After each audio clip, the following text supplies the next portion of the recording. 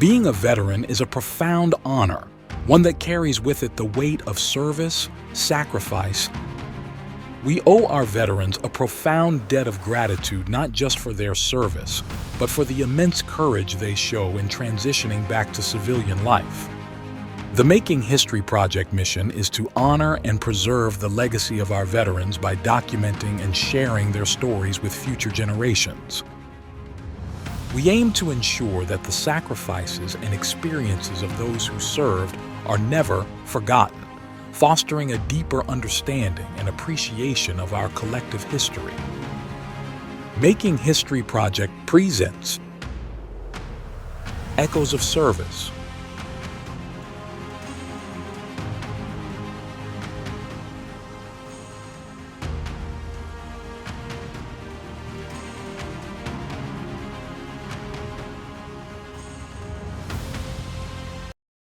Okay, this is Patrick Russell. I am interviewing Alice Kerr for the first time. This interview is taking place on January 10th, 2025, and we are here on the campus of the University of Miami in Coral Gables, Florida. This interview is being conducted by the University of Miami, the University of Miami Veterans Resource Center, and the Making History Project. So how are you doing today, Alice? I'm doing great, thank you. How are you? Very good, thank you. Let's start with when were you born? I was born in 1965. Okay, and that makes you how old today? Just shy of 60. Okay, and where were you born? I was born in Oyster Bay, New York. Okay, and is that where you grew up? No, actually my father was in the Army, so I was an Army brat and kind of grew up all over the world. All right, and where would you, if you had to pick one place, where was that for growing up? Home was always Queens Village, New York, because that's when I was an infant. I lived at Fort Totten, which is right nearby, and my grandparents lived in Queens Village. So whenever we were coming back from deployments or getting ready to go out on yet another assignment with my dad, it was pretty much in that area. And can you describe Queensville for me a little bit? What was it like? Queens Village it's a suburb of Manhattan, designed purposefully to be a suburb of Manhattan for people that worked in Manhattan. Single-family homes very close together. Basically, the width of the driveway would separate the homes, but they were some of the first homes. I mean, the home we lived in was built in 1939-ish. So they were some of the first really planned single-family home neighborhoods. It was idyllic. I'm going to date myself, but a little Leave It to Beaver-like, Dads worked, moms stayed home. Schools were right there in the neighborhood. Back then, it was a great public school system, so we all went to public school, and it was a great time growing up, playing stickball in the street. Was everything black and white too? Just on the TVs. Yeah. Okay. And what was it like to be, as you called it, an Army brat growing up? It was interesting because I was born into it. It was the only life I knew. So I thought it was normal for people to pick up and move their entire households and go to new states or other countries every 3 years. I didn't realize until after my father retired. I was in elementary school, 6th grade when he retired. And about that time was when I figured out that our life was not the normal life, that people actually stayed in one place longer than 2 to 3 years and often didn't even leave. The people were talking about, oh, you've already been there, you travel, and I'm like, well, not voluntarily, but yes, we travel. And people had never been to the next county, let alone to another country.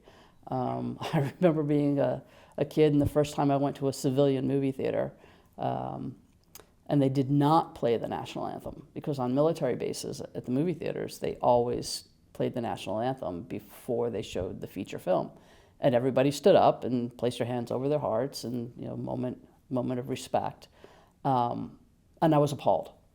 I was just like, I can't believe that, they forgot. I mean, I thought they forgot to play the national anthem. I didn't realize that that was something that only happened on military installations. So my adjustment wasn't being the Army brat. My adjustment was going into non-Army brat life. So that was a big shock for me. And how big was your family growing up? I had an older brother and a younger sister, so there were three of us, and then my parents. I had lots of cousins and aunts and uncles. One cousin who also went into the military, an older cousin, he went into the Army. I'm still very close with him. The others did not follow suit, which is really interesting because all the uncles did. So it's kind of like, only two of us in the family followed the family tradition, as it were. And so your father was in the Army, and what did he do? My father started out as an infantryman. He's a Korean War veteran. And then he went into topography, drawing maps. And that got him a ticket to map out what we now know as Laos and Cambodia prior to the escalation of tensions in Vietnam. And I'm not saying it that way to be politically correct. It's just that when he went, we weren't really there yet. So, he was sent over. He was actually stationed in Korea, and they put him on what they called a training mission flight, and wound up doing insertions into Laos and Cambodia and mapping out hills and territories and what he saw and creating maps for what would later be used in our engagement in Vietnam. And how about your mom? What did she do? My mom, growing up, was a dental assistant.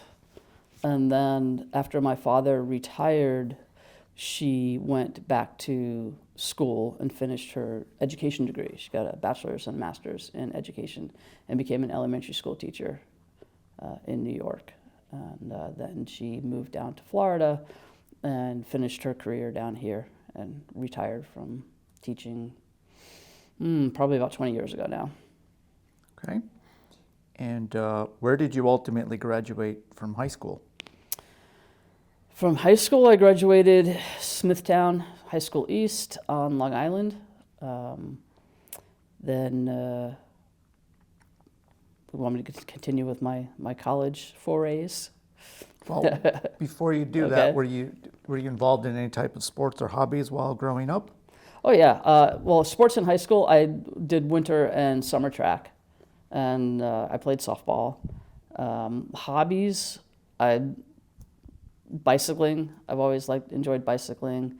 My other hobbies were military miniatures, so little models and dioramas and things like that. So I would spend hours at my workbench in the garage just crafting these little miniatures and doing battle scenes from World War II mostly. My grandfather was in World War II. He was in the Navy, so I had a soft spot for that period of history. So, and yeah. Did your father also, was he involved in that type of a hobby? Is that where you got it from? Or? No, actually, I just picked it up.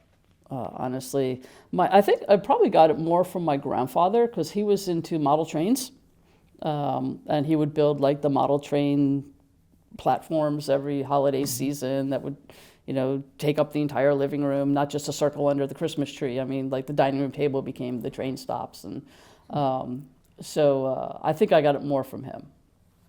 Okay, and then when you graduated from high school, where did you go for college? I went to Hofstra University on Long Island on ROTC scholarship. Okay, and what was it like? Well, what year was that? I entered in 1983 and graduated in 1988. Okay, and what was it like to be a member of the ROTC back then? I loved it. It was fun.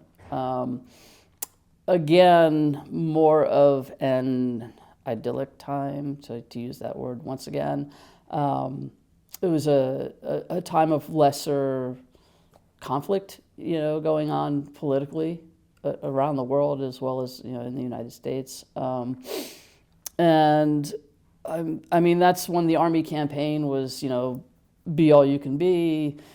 You join and we'll match contributions to the GI Bill, the old style GI Bill. It was very much use the military as a way to further education and to further job training, and this kind of, you give us 3 years, we'll give you help with a college degree. It was, back then the military was not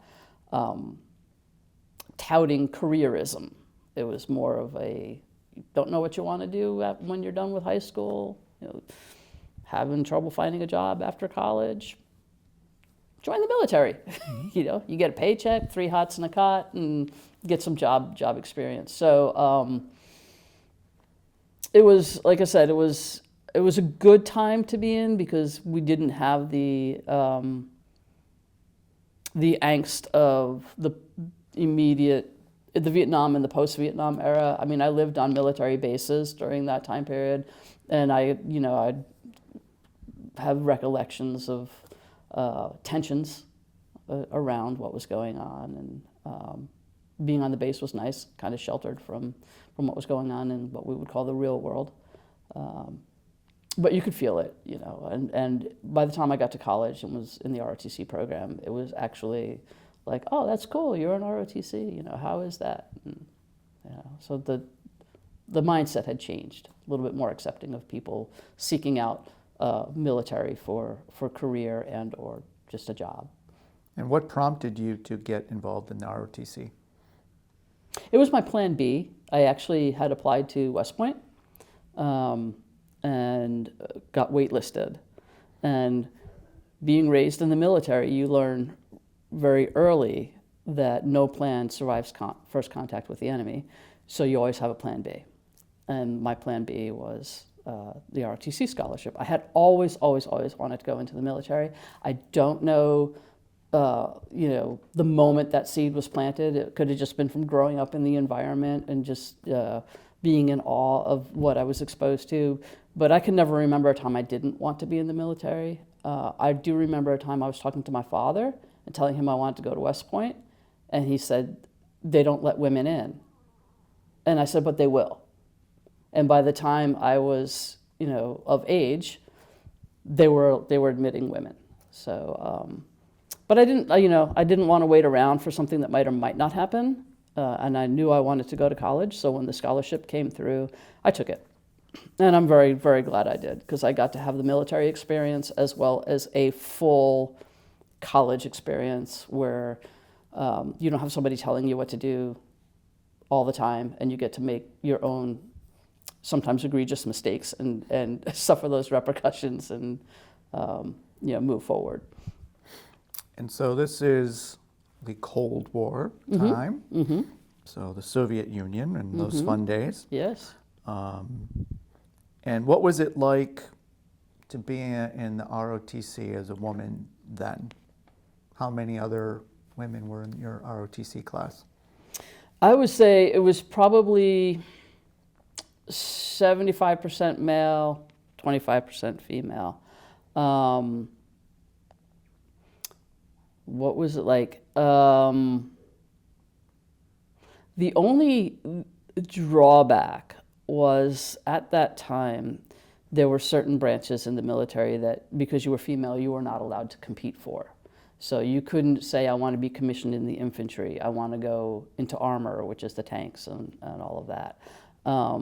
You could go into aviation, but you could only fly what they call the dust-off, the medical helicopters. You couldn't fly attack helicopters. So you were very limited into what you could do after you completed the program. As far as being in the program treated everybody as a person.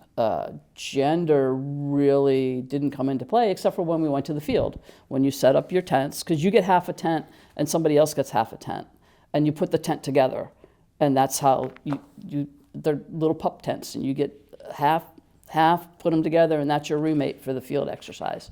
So when you go to the field, they would obviously say, okay, all the females put, you grab a half, you grab a half, females are going to be over here, and we'll put the males over here. But that was also more for, honestly, logistic ease. So we could designate a female latrine area and a male latrine area. Female showers, male showers. When you're actually in a field environment and in a combat situation, you try to do that as much as you can. It doesn't always happen. And then you just put up different hours. If you only have one latrine or one shower, it's like from 06 to 0700 in the morning, it's female shower time. From 08 to 0, it's, so you work around it. I personally found that gender was not an issue for those of us who were like in that moment and doing what we needed to do. All of that, dare I say, noise was coming from the outside. And how did your family feel about you pursuing a military career? My mother cried because she was just like, why? Why would you do that? And I just told her, I was like, well, it's just something I have to do. And she was like, okay, I understand. But, she's a mom. She's worried. I think my father was very quiet about it. It wasn't until later that he talked about how proud he was. And he was also a combat veteran, so he was like, hopefully, although it's Cold War, it'll stay cold. Or, when it melts, everything will be fine. We won't have periods of conflict, and you'll never have to see the raw end of being in the military. That I think they both held their breath the entire time that I was in. And your father served in Vietnam? Korea and Vietnam. Okay. He was actually combat wounded in Korea. And so when you entered ROTC, which program? Was it the Army? Yes. Okay. And why did you choose the Army? Because I get seasick. I get motion sick a lot. So Navy was just not even an option. And Air Force, I didn't want to fly, and their promotion cycles were a little slower than Army. And Army, to me, I was familiar with it. I was raised in it. I truly felt called to it. So it was the calling and other factors. Honestly, I think if they had their way, my parents would have tried to convince me to go Navy first. Navy does have a reputation for, I don't want to say this in a way that's going to besmirch the other services, but their duty locations are nicer. Their housing is nicer. So the quality of life seems to be a little bit nicer, especially for families. Okay. Army is pretty much like, this is what we got, make it your own, and do the best you can. At least when I was in, that's what it was like. I mean, when I was a kid, I remember like clearing quarters, and you had to pass an inspection in order to get your orders signed off on to clear quarters. Like they would come through your residence and white glove it and make sure that it was cleaner than when you moved in. So, okay. Yeah. And what was it like to juggle ROTC while in college? For me, it was tough because my major was engineering. And I chose engineering because the year that I was applying for my ROTC scholarship, they were going to give preferential consideration to science and technology majors. So I was like, I took some engineering courses in high school. I enjoyed it. I was like, I'll give it a shot. So I signed up for engineering, got the scholarship. Got to college and really didn't enjoy engineering that much. It was nice to dabble in, but I was like, I don't know if I want to make this my career. Went to change my major to English because I really liked English literature. And they said, went to the ROTC office, and the secretary there said, well, you might have a problem. You can change your major, but you might lose your scholarship because you were given a preferential consideration. So, okay. I said, well, engineering starts with ENG, English starts with ENG, close enough. I'll just go engineering and take all my minors in English. So that's what I did. Balancing it with ROTC became difficult as I got into my senior level studies, like second semester junior year and then senior year studies, because there's a lot of independent projects you have to do as an engineering major that conflicted with my ROTC schedule. So working that out became an exercise in advanced planning. Still made it happen. The other thing that was hard was the engineering program was a longer than 4-year program. It was a 4.5-year program. And the tuition money was running out at 4 years because I was only on a 4-year scholarship. And somehow I managed to get an extension on my scholarship. And I say somehow because if you look at my transcript, my grades would not support an academic extension. But they took mercy upon my soul and went ahead and extended me, and then I was able to make it through. And then after graduation, what happened? I was placed on active duty status, commissioned as a second lieutenant. I went to my officer basic course in Redstone Arsenal, Alabama. They assigned me Ordnance Corps as my branch and missile maintenance as my functional specialty. Again, not uncommon. Still, females couldn't serve in other branches. I had a science and technology degree. They were going to put me in something that was science and technology. So I was doing missile maintenance on Patriot and Hawk missile systems. Went to airborne school, not because I was so rah-rah that I wanted to jump out of airplanes, but I figured out with the way the cycles were when I graduated my officer basic course in November, early November, if I went to airborne school, I could accumulate enough leave to be home for Christmas before I had to go to my next duty station. So I was like, I can go to airborne school for 3 weeks, jump out of an airplane, and then go have Christmas with my family. So that's what I did. Interestingly, I was supposed to go to Germany after I graduated, but the Berlin Wall fell. And so did the need to have as much troop strength over in Germany. So I got reassigned to Fort Bliss, Texas, which is exactly where my father had retired from. So they were sending me back to a place that I knew very well. And what was airborne school like? So you got your wings. Got my wings. And got where my did wings. you Made go? it through in 3 weeks. Did not get recycled or anything, so that was great. This was Fort Benning. Fort Benning. Okay. Mm-hmm. And how many females were in your class for airborne school? So in airborne school, they call your group a stick. So in my stick, and the stick consists of about 40 people. In my stick, there were 4 of us. And all of you We all got made your it wings? through. We all made Good. it through. Mm-hmm. And did you ever use that experience later on in your career? Did you ever jump out of a plane? No, I did not. I didn't get assigned to, when I was going to Germany, I was going to be assigned to an airborne unit. But then I got assigned to Fort Bliss, Texas, which is more air defense. And there's just not a lot of need to be jumping out of airplanes with missile systems. So I was not able to get more than my requisite 5 jumps. Okay. And what were your dates of service in your military career?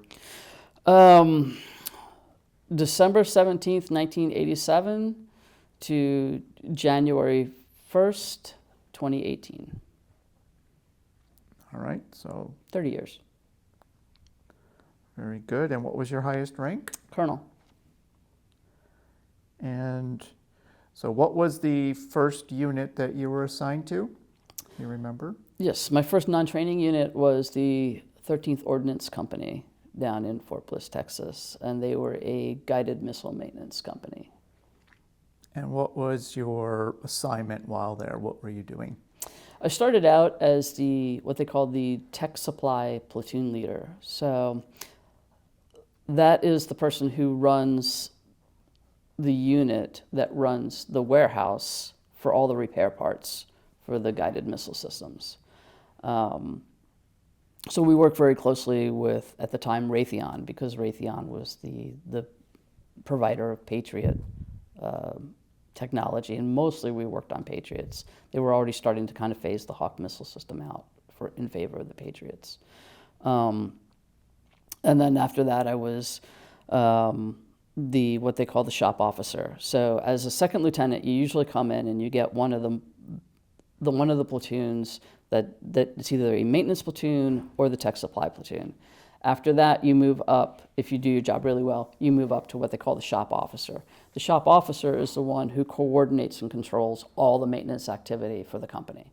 So you're kind of the traffic cop, as it were, saying, this system is more priority over fixing this system, because this system we already know is being tagged to go on a field exercise or go to the National Training Center or something like that. So you're like kind of doing a lot of prioritizing and shifting and trying to get everybody's missile systems up and running the way they're supposed to in an acceptable time.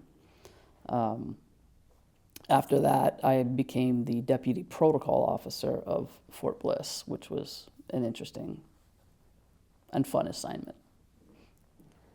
How so?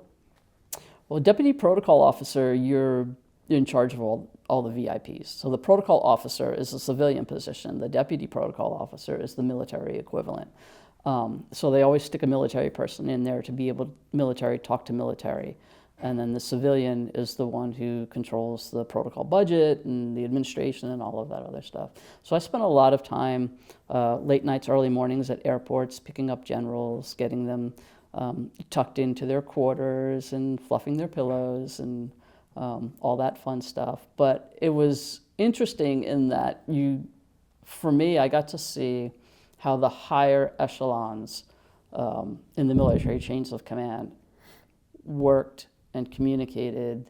And it was, I joke about fluffing pillows and everything, but the workloads that those men and women had to deal with on a 24/7 basis is not something that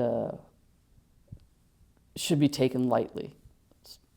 It actually influenced me going up through the ranks to decide not to pursue going into general officership, because it's just a whole level of your life is not your own. Long hours. Very long, and very much on call all the time. And you had other priorities at that point. Oh yeah. I wanted, at that point, I wanted to have a life that was mine, and not, beholden to anybody else. And it gets more political the more you go up to. And I always liked being with the troops. I liked very mission-centric work, not the umbrella of strategic planning and strategic thinking. I liked the execution phase. And so what did you execute next after your duty protocol officer position? Well, then I went down into, I left active duty because I wanted to kind of have more of a life than I was having. I got curious. I just was like, what is this thing called the Army Reserves all about? So I went down into the Army Reserves, which was an easy transition for me because, ROTC is Reserve Officer Training Corps. So I was ROTC, Reserve Officer on active duty, so it was easy for me to make the switch and come back down into the reserves, which I did. And what year was that? 1994. So this is 7 years. About 7 years after, right? Okay. Oh, and there was a little war in between too that I served in, Persian Gulf War. So, All right. Well, before we get into, why don't we talk a little bit about that little war then? okay. So what was your involvement in that? So as I said before, I'm going to take a drink of water here for a second. The unit I was in was a guided missile maintenance company. Well, in 1990, August 1990, Saddam Hussein invaded Kuwait. We sent Patriot missile systems over. My company in the military was the only military asset at the time that could perform what they call theater level maintenance on the missile systems. So there's different levels of maintenance. So if we couldn't fix it, it had to go back to Raytheon, which was great, but it also earned us a free trip to the sandbox because Raytheon was not going to send its people. They're not military. So they sent us. Eventually, Raytheon did send some of their people to help us.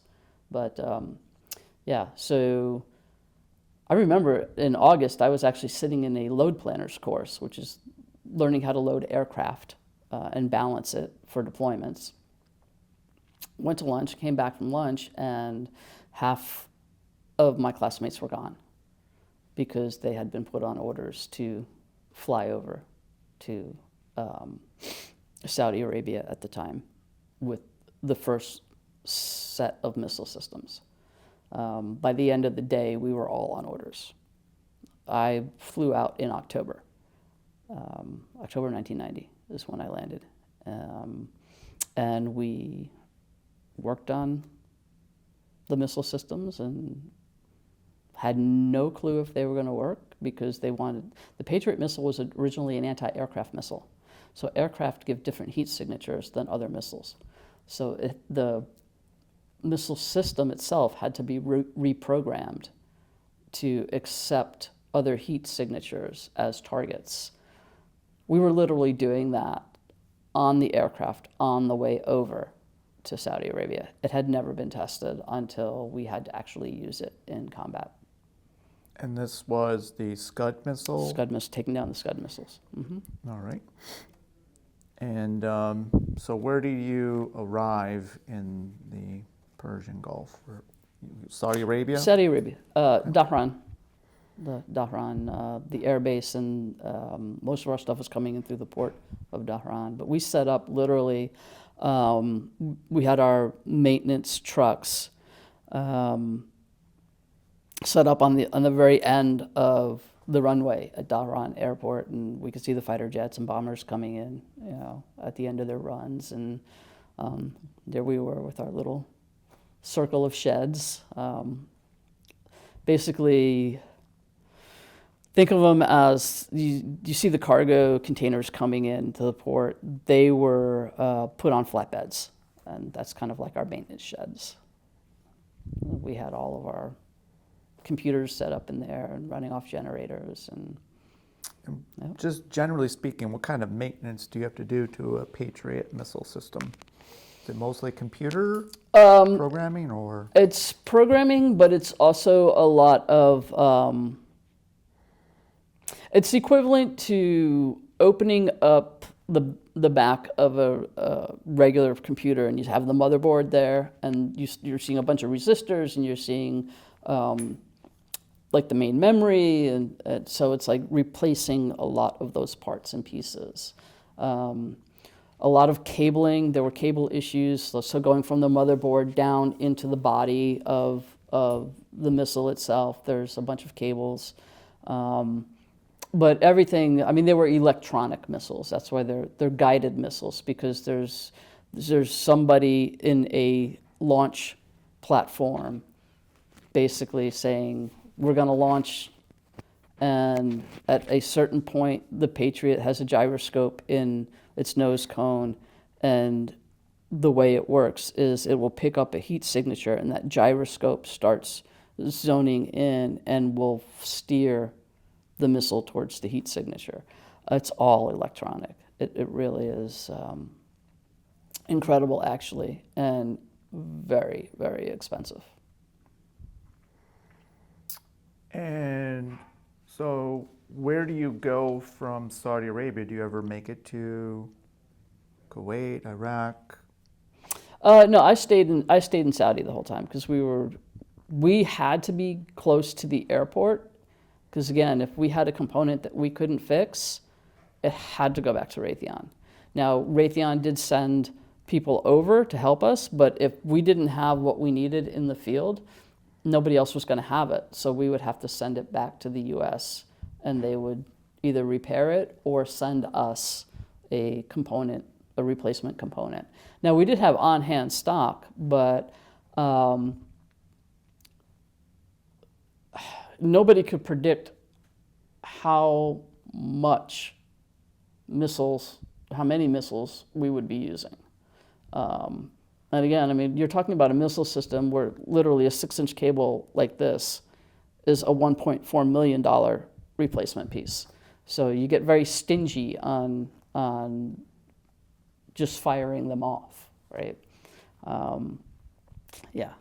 So, and we didn't have a huge inventory. And remember, we had to send systems to Israel because we were afraid that, given the volatility of that region, that it would be a prime target. So we had sent systems out to Israel, and so we didn't have those assets, because usually you have the assets you're using and then you keep some in the back for replacement. Because if you have to replace a whole system, you just replace the system at one point. You know, it's just like, we're not going to fiddle with this. We don't have the cable. Just bring me a whole new system. And you reach back into your magic, warehouse, and boom, you bring a system in. We didn't have that because we had to cover so much area. So yeah, it was, us or bust, basically, is what it became. Did you ever have the opportunity to see one in action? Oh, yes. There? Yes, I actually have pieces of a Patriot missile and a Scud that exploded right over that didn't intercept right over our base camp. In Saudi Arabia? Mm-hmm. Mm-hmm. Mm-hmm. Yeah. And what was it like to see your system in action? I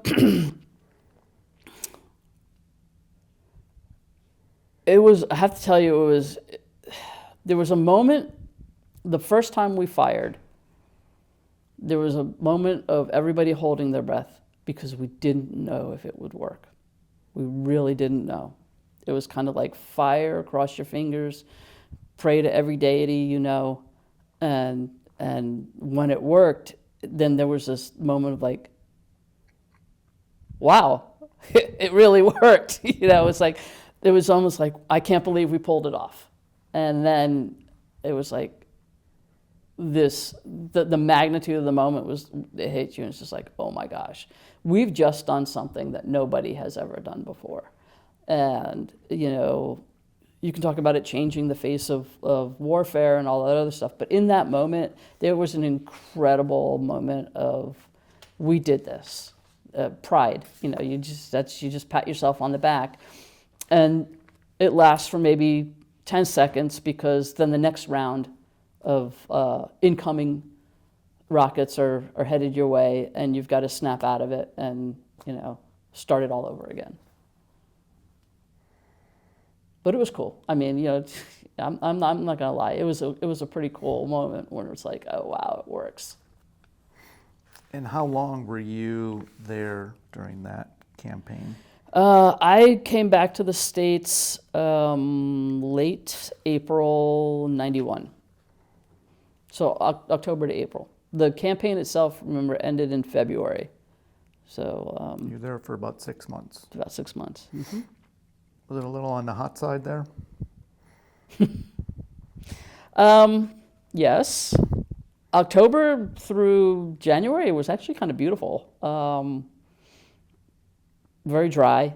It wasn't windy. It was a good time to be there. If you had to be there, it was a good time to be there. But as the spring lingered on, it started getting hot. I think the worst part for us, environment-wise was February, because we had to walk around in our chemical protective gear, which is designed not to be breathable, because you don't want to be absorbing, chemicals and gases and all of that other stuff. So that's like walking around in a sauna suit just every day. So we were in that, they call it a posture. So we were in that posture about 3 weeks. That was early on? We opened up they called them ice packs, individual chemical equipment. We opened up our ice packs last week in January, and that's when we knew things were going to get real, because once you open them, you break the seal, they have a shelf life, and they start degrading. You can wear it for about a month before you have to replace it. So we're like, oh, things are going to get real, because they told us, open your packs, put your chemical protective gear on, make sure it fits. They took us through the whole drill, and then they said, this is now your duty uniform until further notice. And that was like, okay, this isn't a drill.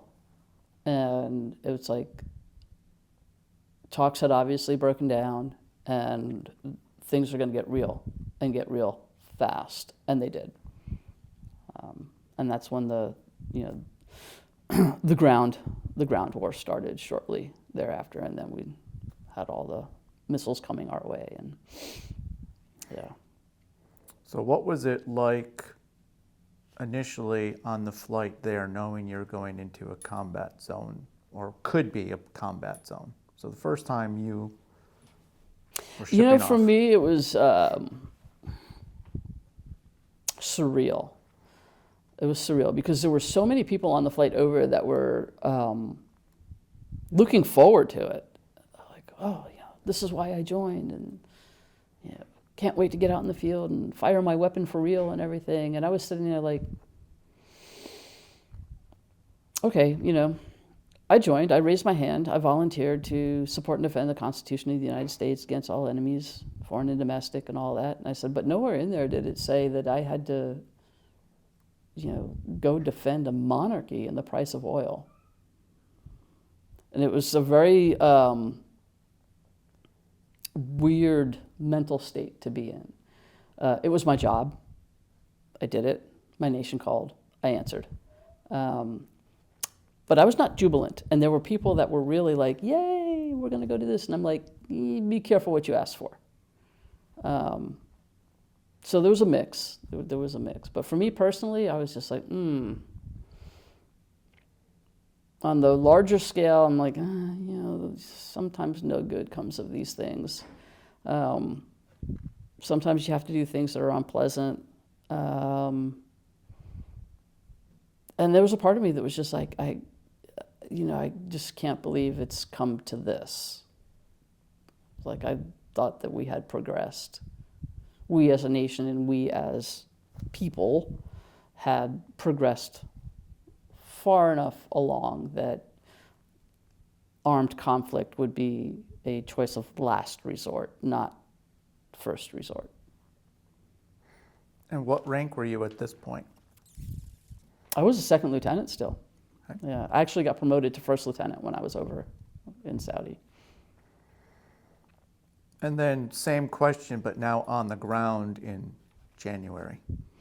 How'd you feel then, when it's like, it's real? When it's real, then my focus absolutely shifted to you have people to take care of. You have a platoon that you're in charge of. You have people to take care of. You need to ensure that they have everything that they possibly can have to do their jobs, be successful, but also make it home alive. And the make it home alive, as things progress, becomes paramount. And just making sure that the soldiers can do their job and have also the ability to pull away. Like, so if they needed a place to go and just scream out into the desert at night because they were frustrated at something, right? Today we call them safe spaces, that you can just go and be, try and provide something or some type of environment that, allows for that.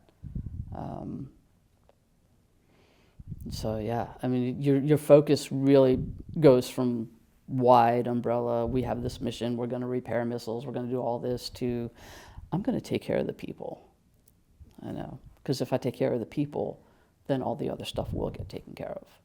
And the political stuff just kind of goes out the window. It really is, we're gonna get through this together. We're gonna survive this, and I, as your platoon leader, am gonna do my best to make sure that everybody here makes it home.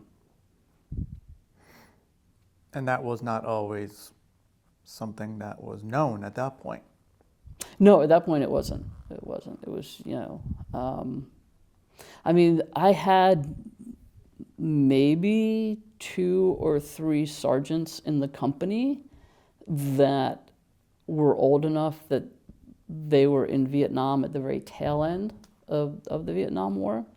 But other than that, you're talking about a military, not just my company, but a military that had not experienced a hot war for 15 to 20 years.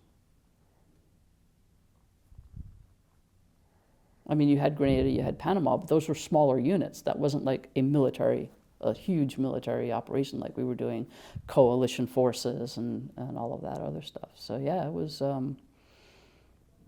we were all kind of new at it.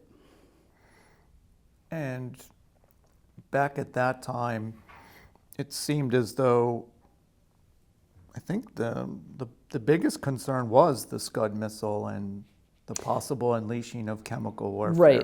Right. That was like the big thing. The big thing, because we knew that he had already used chemical warfare on the Kurds, in Iraq.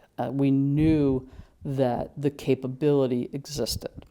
And the big fear was that he was going to arm the warheads not so much with explosives, but he was going to arm them with chemical and biological weapons. One of the reasons that I believe it wasn't used is because the ranges that he was trying to fly these missiles required them to have more room for fuel. So I think, yes, he wanted to fire these missiles into Saudi Arabia. Yes, he did. Long range. But in doing that, you had to account for the weight of the missile. So overloading it with fuel means you had to take something out. And what you had to take out was what was in the nose cones, where you were going to put your explosives, where you were going to put these biological contaminants. And I think he just opted to use standard explosives rather than the biological stuff.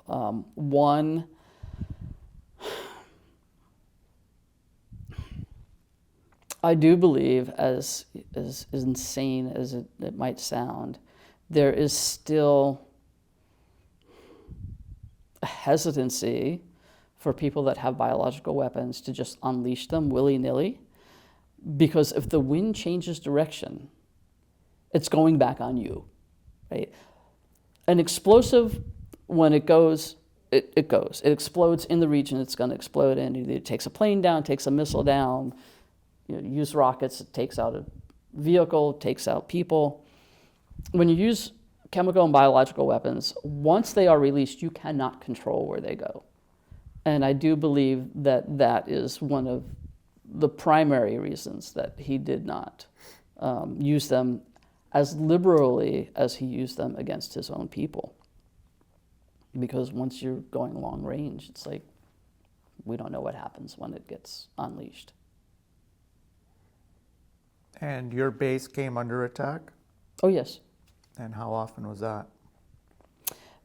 For about 2 weeks, every day at 6 at night, 9 at night, and around 1 in the morning. You could set your watch by it. So they had a program. Mm-hmm. Yeah. That I know, it was really normal? weird. It's not normal, and it went against everything that we were trained, because he had mobile launchers, so it was just that was the whole thing too. Oh, he's got mobile launchers, so we can't really track where he's shooting them from. If we could track where he was shooting them from, we could call in our Tomahawk missiles on the destroyers that are out in the Gulf, and boom, pinpoint it and take it out, which we actually were able to do on some of them. But even using mobile launchers, they were so regimented into when they were going to launch that literally it was like people were checking their watches and like, oh, I'm going to head to the bunkers now because in about 10 minutes the show's going to start. And literally, you'd be in the bunker and boom, boom, boom, you'd start hearing it. It was odd, and it never changed. I mean, for us, where we were, it never changed until it just stopped. And how long was that? It was about 2 weeks worth of bombardment, yeah. And the vast majority of all those were repelled with your systems. Mm-hmm. Except for the ones that landed.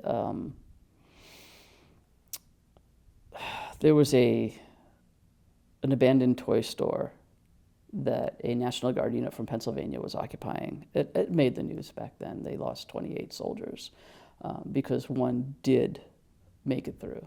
And it made it through because it came in on such a low angle that by the time our radar picked it up, and we launched at it to try and at least knock it off course, but by the time the radar picked it up, it literally, there was no chance of interception. So it landed.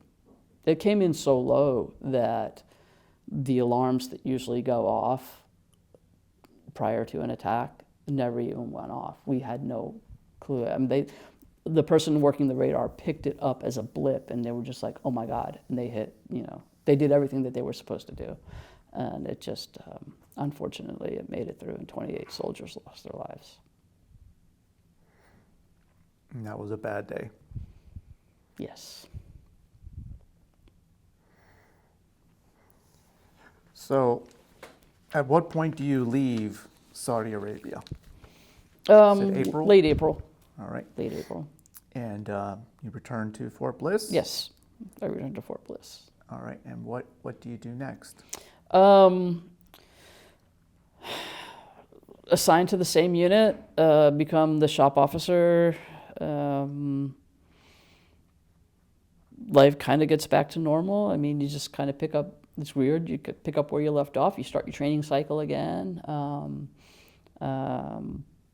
Then there was a. Go ahead. How's Sorry. that flight home, though?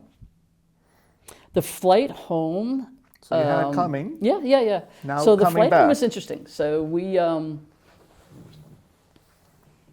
They take us to the day before we fly out.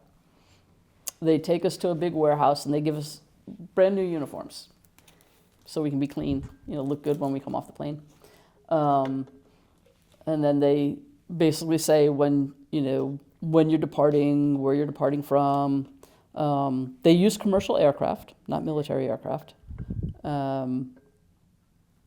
There's this thing called the Civil Reserve Air Fleet in the United States, and what it allows is in times of national emergency, the president can order civilian aircraft to be used for military transport.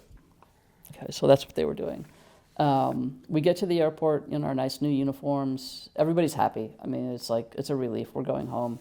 The joke was, are we still going to have to file income tax because we're going home after April 15th? Just banter. But when you got on the plane, it got quiet. Like church quiet, funeral quiet, just real quiet. Plane takes off, nothing. Pilot gets on probably about 15 minutes later and says, "We've cleared Saudi airspace." plane erupts.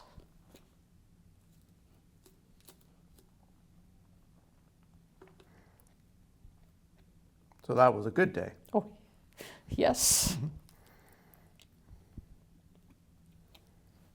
It was a good day. We knew we were going home. And then they land us in JFK, and they had a terminal that was dedicated just to troops coming back.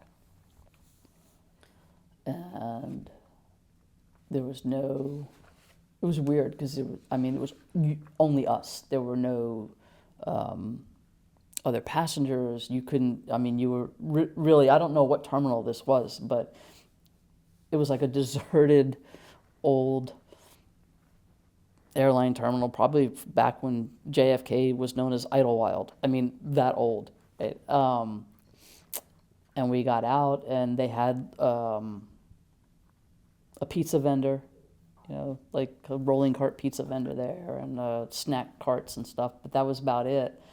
And it was interesting because it was like they didn't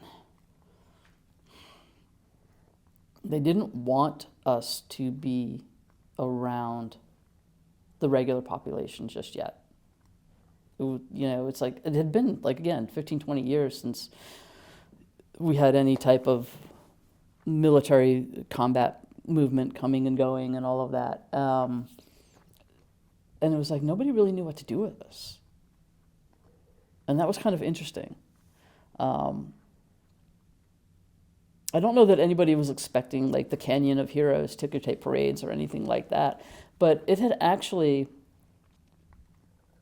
been since World War II that entire units were sent over to combat. Korea and Vietnam, they were individuals. You didn't, you went and then you got assigned to a unit. The last time we had mass migration of military units back and forth as units from combat situations was World War II. And nobody really knew what to do with us when we were coming home, because there was nobody really left who had been there, done that, on that scale. So they kept us sequestered. We stayed in JFK for a couple hours. And again, this is the time before cell phones. Right? Everything's payphone, and if you were lucky, you had those little MCI cards for long distance, and you'd use those for calls. But and there weren't even phones in the little terminal that we were in, so we kind of sat around and were like, okay, this is great.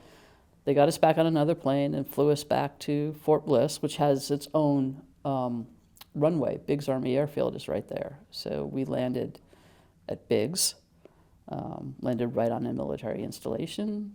Got off the plane. There was a welcome committee there. Red Cross was there. USO was there. So it was kind of nice coming down the stairs, and there were people there. There were people there to greet us. But then they took us into a hangar. They took our weapons off of us. Basically, we're like, okay, if you live in the barracks are ready for you. If you don't live in the barracks, and you maintained an apartment or something, go home. It was just like, okay, if you didn't, hopefully you have friends you can stay with. There wasn't like really anything there to help the transition from getting back into life. We were not allowed to go on leave immediately, which I think was a good thing. They were like, no, you're coming back, 0900, report back to your normal duty place on base. And so for about a month, they kept us together so we had time to build up a routine again.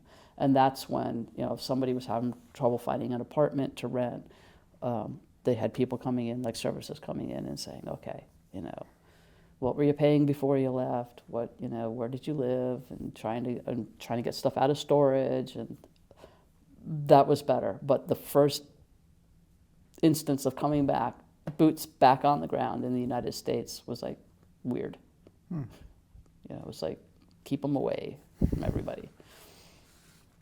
Time to cool down. Yeah. I mean, in retrospect, I understand what they were doing, but as it was happening, it's just like, wait a minute, this isn't how, this isn't what the newsreel showed. Last time troops came home victorious. Where's the rah-rah? But yeah, they did the right thing. Like I said, in hindsight, now you know what they were doing. They're like, this is, again, it's been so many years. It's a different type of warfare. People in the rear were just as likely to get taken out as people in the front. There was no safe zone. So yeah, it had changed. A lot had changed, including how they dealt with troops coming home.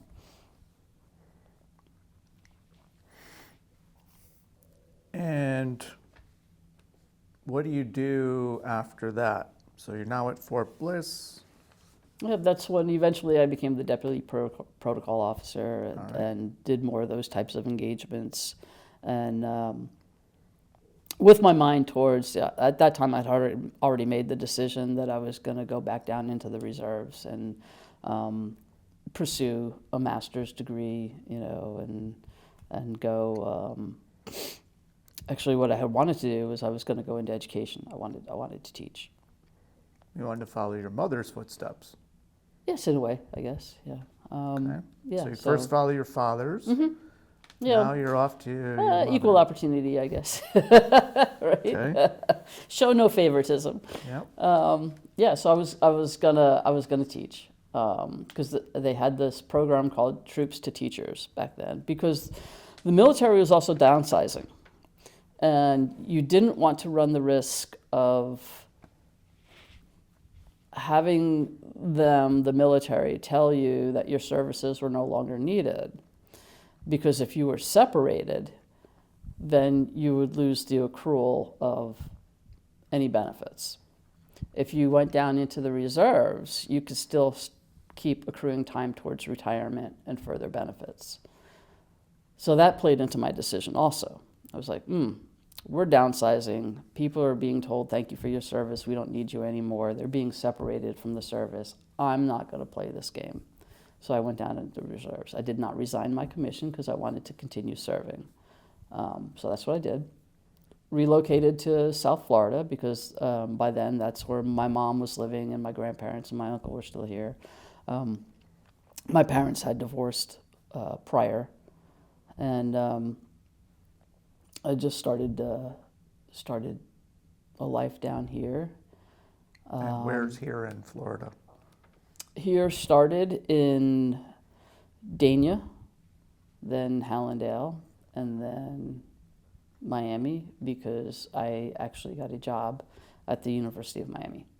And the commute from Dania, which is just south of the Fort Lauderdale airport, to Coral Gables, even though it was 1994 and 1995, not as much traffic as there's today, but enough that I was like, I don't want to spend all this time in a car or on the train. It's just like, this is ridiculous. So I slowly, as I could afford it, kept moving, further south to be closer to Coral Gables. So what year was this? This is 1994, August 1994. And so you got a job here at the University of Miami doing what? Interestingly, human resources. So, full disclosure, when I was in college, I would come down during the summers because my uncle and my grandparents lived down here. My uncle was the director of the medical library, the University of Miami's medical library at the time. So I would work summers stacking books and doing stuff in the library. So I had, made some contacts that were still around by the time I got out of the service. I was like, the troops to teachers thing was taking longer than I had patience for, and I needed a job. So I came down here and, started working and got picked up in human resources. And it was the very first time in my life that, it's funny, working in human resources, I actually used my engineering degree. Because my degree was in industrial engineering, which is a lot of time and motion study and how to make processes more efficient and all of that. And This was at the very beginning of coming off of mainframe computer systems into desktop computer systems in the workforce. And human resources was like, we know this is coming, we have to prepare for it. We don't want people thinking that computers are going to take their jobs away, but we still need them to be efficient at what they're doing. Can you help us out? So I started working and helping them out with that. Helped out with some efficiency studies in the hospital, UMHC, University of Miami Hospital and Clinics. Just kind of made my way through. And because I was working mainly in technical fields, somebody in information technology was like, well, what are you doing in human resources? You're working in technology. And I'm like, well, I'm working in human resources because they had the position for me. That's my job, and this is what they wanted me to do. So IT folk were just like, why don't you come down here? We'd like to talk. So we talked, and then I did a lateral transfer into IT and worked in IT until 2016. Worked my way up to be the executive director of IT project management. Here at the University Here of at the Miami. university. Mm-hmm. Okay. And you mentioned your master's degree. Did you get a master's degree? I did. I got a master's degree, a Master of Arts in Liberal Studies, with concentration in English literature and history. You made the return So I made the back. return, yep. I And where made was the that return. degree from? That was from the University of Miami. Beautiful thing called tuition remission. There you go. Yeah, so All right. did that. So you're a Kane student, Kane employee. All right. And meanwhile, you're still in the reserves. Yes, All I'm right. still in the reserves. My reserve unit was up in West Palm Beach. It was the 3220th Garrison Support Unit. So a Garrison Support Unit, they don't exist anymore, but at the time, every major Army installation, Fort Stewart, Fort Benning, Fort Drum up in New York, and I apologize, Fort Benning's no longer Fort Benning. I don't remember its name now, but they all had what was called a reserve component garrison support unit assigned to cover down on the installation should the active duty components have to be deployed in total. So this is something that came about after the Persian Gulf War, right? It's like, if we're going to move entire units out of their home base, somebody has to come in and fill in at home base. So they had this whole garrison support concept, and the first time they used it was in select areas, select installations during the Persian Gulf War. Became very successful, so they expanded that operation in the reserves. My unit was assigned to Fort Stewart, Georgia. So our mission was to fill in for the 3rd Infantry Division, should the 3rd Infantry Division ever be called to active combat. They would roll out the gates while we were rolling in the gates. And our job was basically to take over running Fort Stewart. So the military police, installation management, anything that keeps the lights on and the gates open is what we would do. And that becomes very important later on. Okay. So how often are you going on your reserve training duties? Oh, standard 1 weekend a month, 2 weeks during the summer, and during those 2 weeks we would go up to Fort Stewart and we would train with our assigned counterparts. Since I was load planning qualified, I could load aircraft and I maintained my certifications, I was assigned to run what they call the Departure Arrival Airfield Control Group. So Fort Stewart is comprised of Fort Stewart and also Hunter Army Airfield, 2 separate installations that fall under the same command umbrella. The airfield is closer to Savannah. Fort Stewart's a little further south and west. So I became what they call an air boss. So my job in the reserves at that time was to go in and run that airfield should the active duty counterparts have to leave. So my summer training was spent with my counterpart, my active duty counterpart, running the airfields and basically welcoming. At that time, there was a lot of training, flying people out to the National Training Center in Fort Irwin. So we would schedule our training around those peak periods so I could actually do my job. And they would sit there and certify, yeah, you're doing it right, that type of thing. So, and that was nice. We did that for quite some time. Yeah. And did there come a time where that role changed? Well, yes, there did. September 11th changed everything. The 3rd Infantry Division in 2003 was tagged to be the division that was going to be going over to Iraqi Freedom. And that they went, and we rolled up. Now, when we rolled up, they changed everything. I thought I was going to be running the airfield. I was not going to be running the airfield because the scope and magnitude of what was happening grew exponentially in the early 2000s after the attack. And they basically said, we need you to help run the post as well as run the segment of the reserve forces that are coming in for backfill. So they set up an entity called Troop Command. And Troop Command it was a 3rd ID infantry level command, supposed to be commanded by a colonel. It was commanded by a lieutenant colonel who then became a colonel. And then you have the executive officer, which is second in command, which is supposed to be a lieutenant colonel. I was a major, and they wanted me in that role. Given my logistics background and everything else that I had been through, they were like, we need somebody, by then I was already in project management. We need somebody, again, to be the traffic cop, right?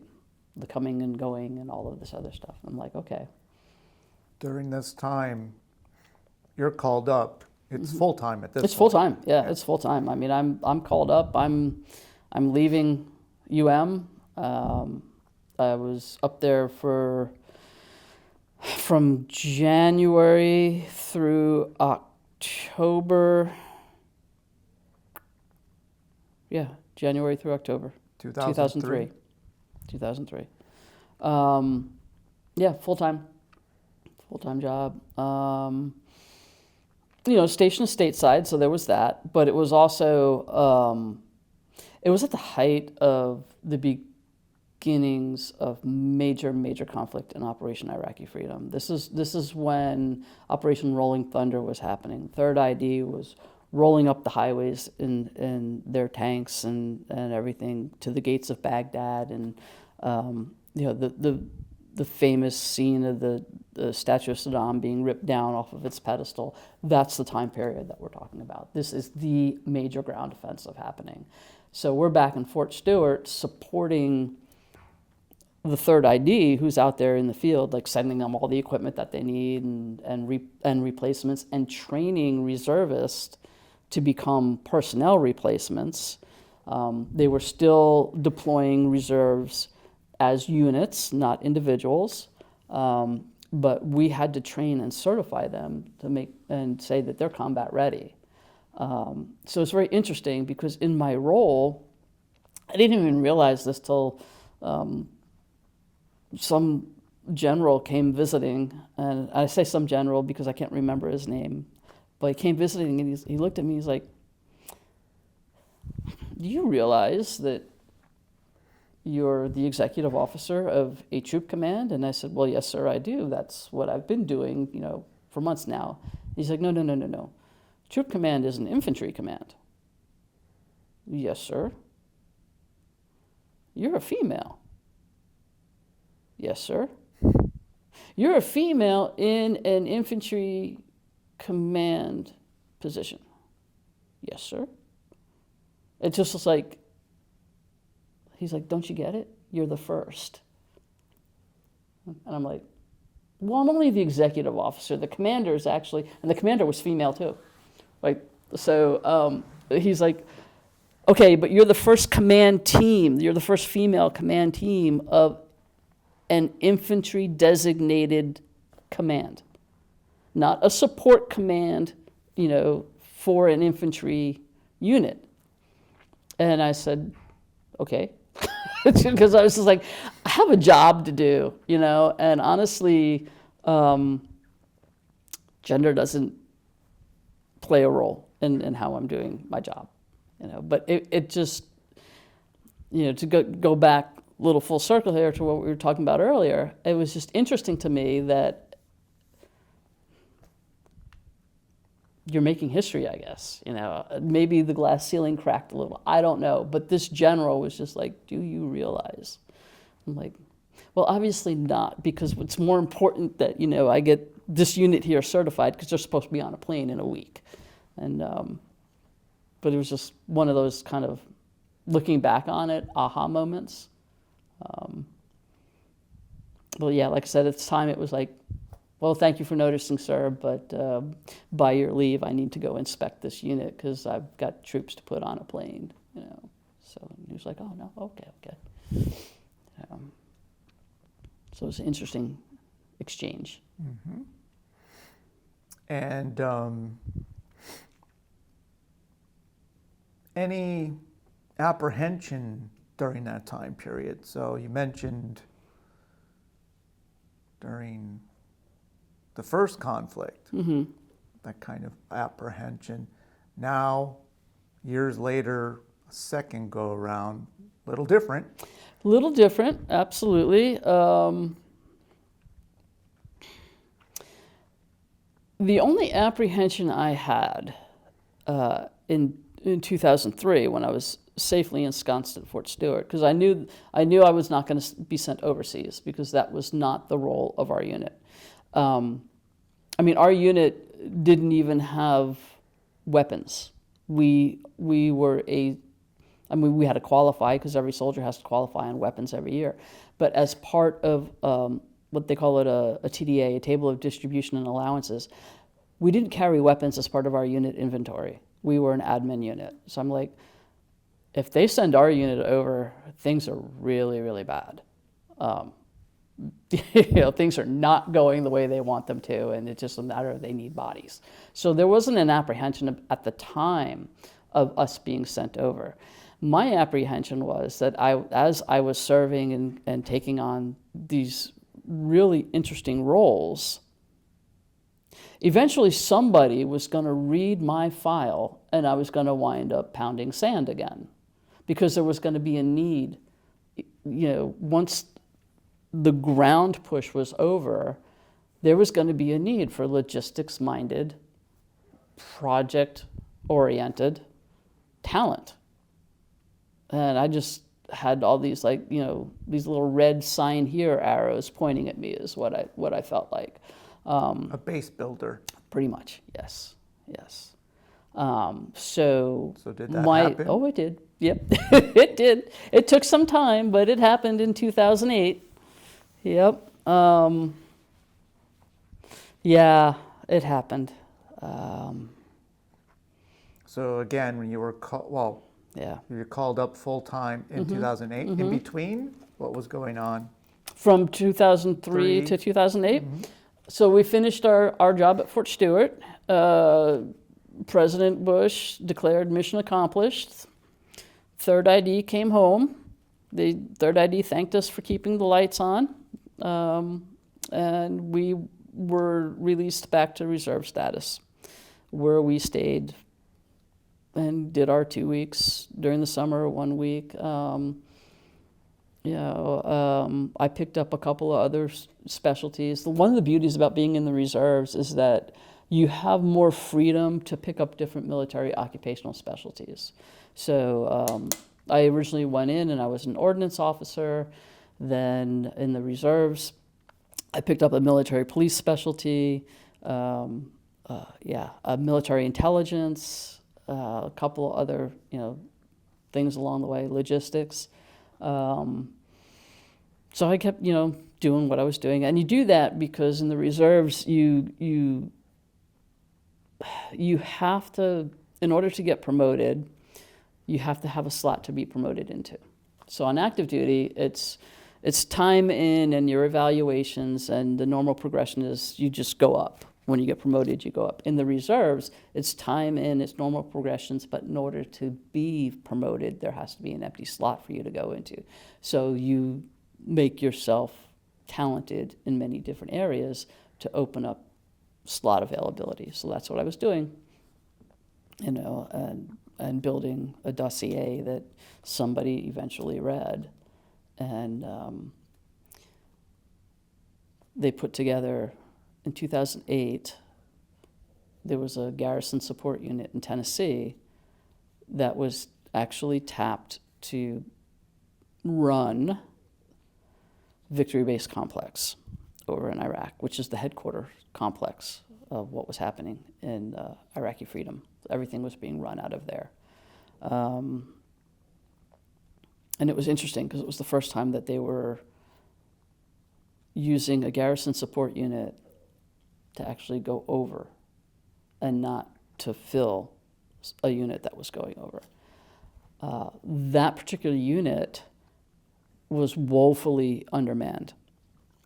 So they then proceeded to do what's called a cross-leveling operation, which is where they look at, like headquarters, Department of the Army looks at where do we have people in the reserves that have these specific skill sets that can fill these critical shortages. Bingo. So that's how I wound up, attached to a unit in Nashville, Tennessee, getting sent over to Baghdad. And I was originally supposed to be a logistics officer, and then when the commander of the reserve unit that was heading over read my file, said, oh no. She needs to be a camp commander. So they made me a camp commander, but times being what they were, our title was actually mayor because they wanted to project a more gentle presence, I guess. I don't know. It was just funny. It's like, oh, I'm going to go be a mayor. I didn't even run for this position, but yeah, I've been elected without running. So yeah, they made me the mayor of Camp Stryker, which was a forward operating base. And it was right along the rim of Victory Base Complex. It rolled up into the Victory Base Complex command structure. General Petraeus was in charge when we were there. But my camp was the one that soldiers would come in and out of for convoy missions and such. So basically, when you left the gate of my camp, you were immediately in the Badlands. You absolutely were locked and loaded and ready for anything. What was it like now? So this is full-time, obviously. And how long was this mission? 2008 till? 2009. My original orders were written to be what they call 400-day orders. And they were doing it back then because they didn't want to basically say, you report on this date and you'll be released on this date. So they do 400-day orders, which are extendable for, based on needs of the Army and blah, blah, blah, and all that stuff. So, but for me, I was on active duty status from January 2nd, 2008 until February 5th, 2009. All right, so you're commanding Camp Stryker. And so how about the flight over to Baghdad? What was that like in 2008? It was freezing because the joke is, in its infinite wisdom, to prepare us to go fight in a desert environment, the Army sent us to Camp Atterbury, Indiana in January. it was like minus 19 degrees when we were training. And we think they did it on purpose to make us look forward to some place that was better than where we were. It would be warmer. When we were on the hand grenade range, you can't throw, they wouldn't let you throw a hand grenade with gloves on because you have to be able to feel the tension in the pin when you pull the pin in the handle. So on the practice range, you practice how you are going to do it in reality. So the gloves come off, they practice grenade, how you throw it. I go to throw it, and the grenade is still in my hand. The practice grenade is still in my hand. Now, the practice grenade has a little firecracker in it, so if it goes off, it's going to hurt. It's not going to blow my fingers off, but it's going to hurt. And I'm just have this iron ball stuck to my flesh because it was so cold that when I was sweating in my glove because my hand was warm, and when the moisture hit the iron ball, which was so cold, it froze. Right? So I just did one of those real quick, and it came off. My skin came off, and at least it exploded on the ground and not in my hand. But that's how cold it was. Mm. So we were very much, I think, looking forward to not being in that environment, even not knowing what environment we were going to. It snowed the day we left Indianapolis, and ironically, the civilian aircraft that we were on was from a company called Miami Air. So I was like, okay, I get the message. We're going someplace hot. So. And what about emotionally?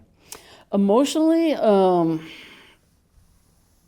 was a little different because I have to tell you, a majority of the soldiers that I served with had either already done an active duty tour in Iraq or were Persian Gulf War veterans. So there were a handful that this was their first go around, but a lot of us had already had the prior experience.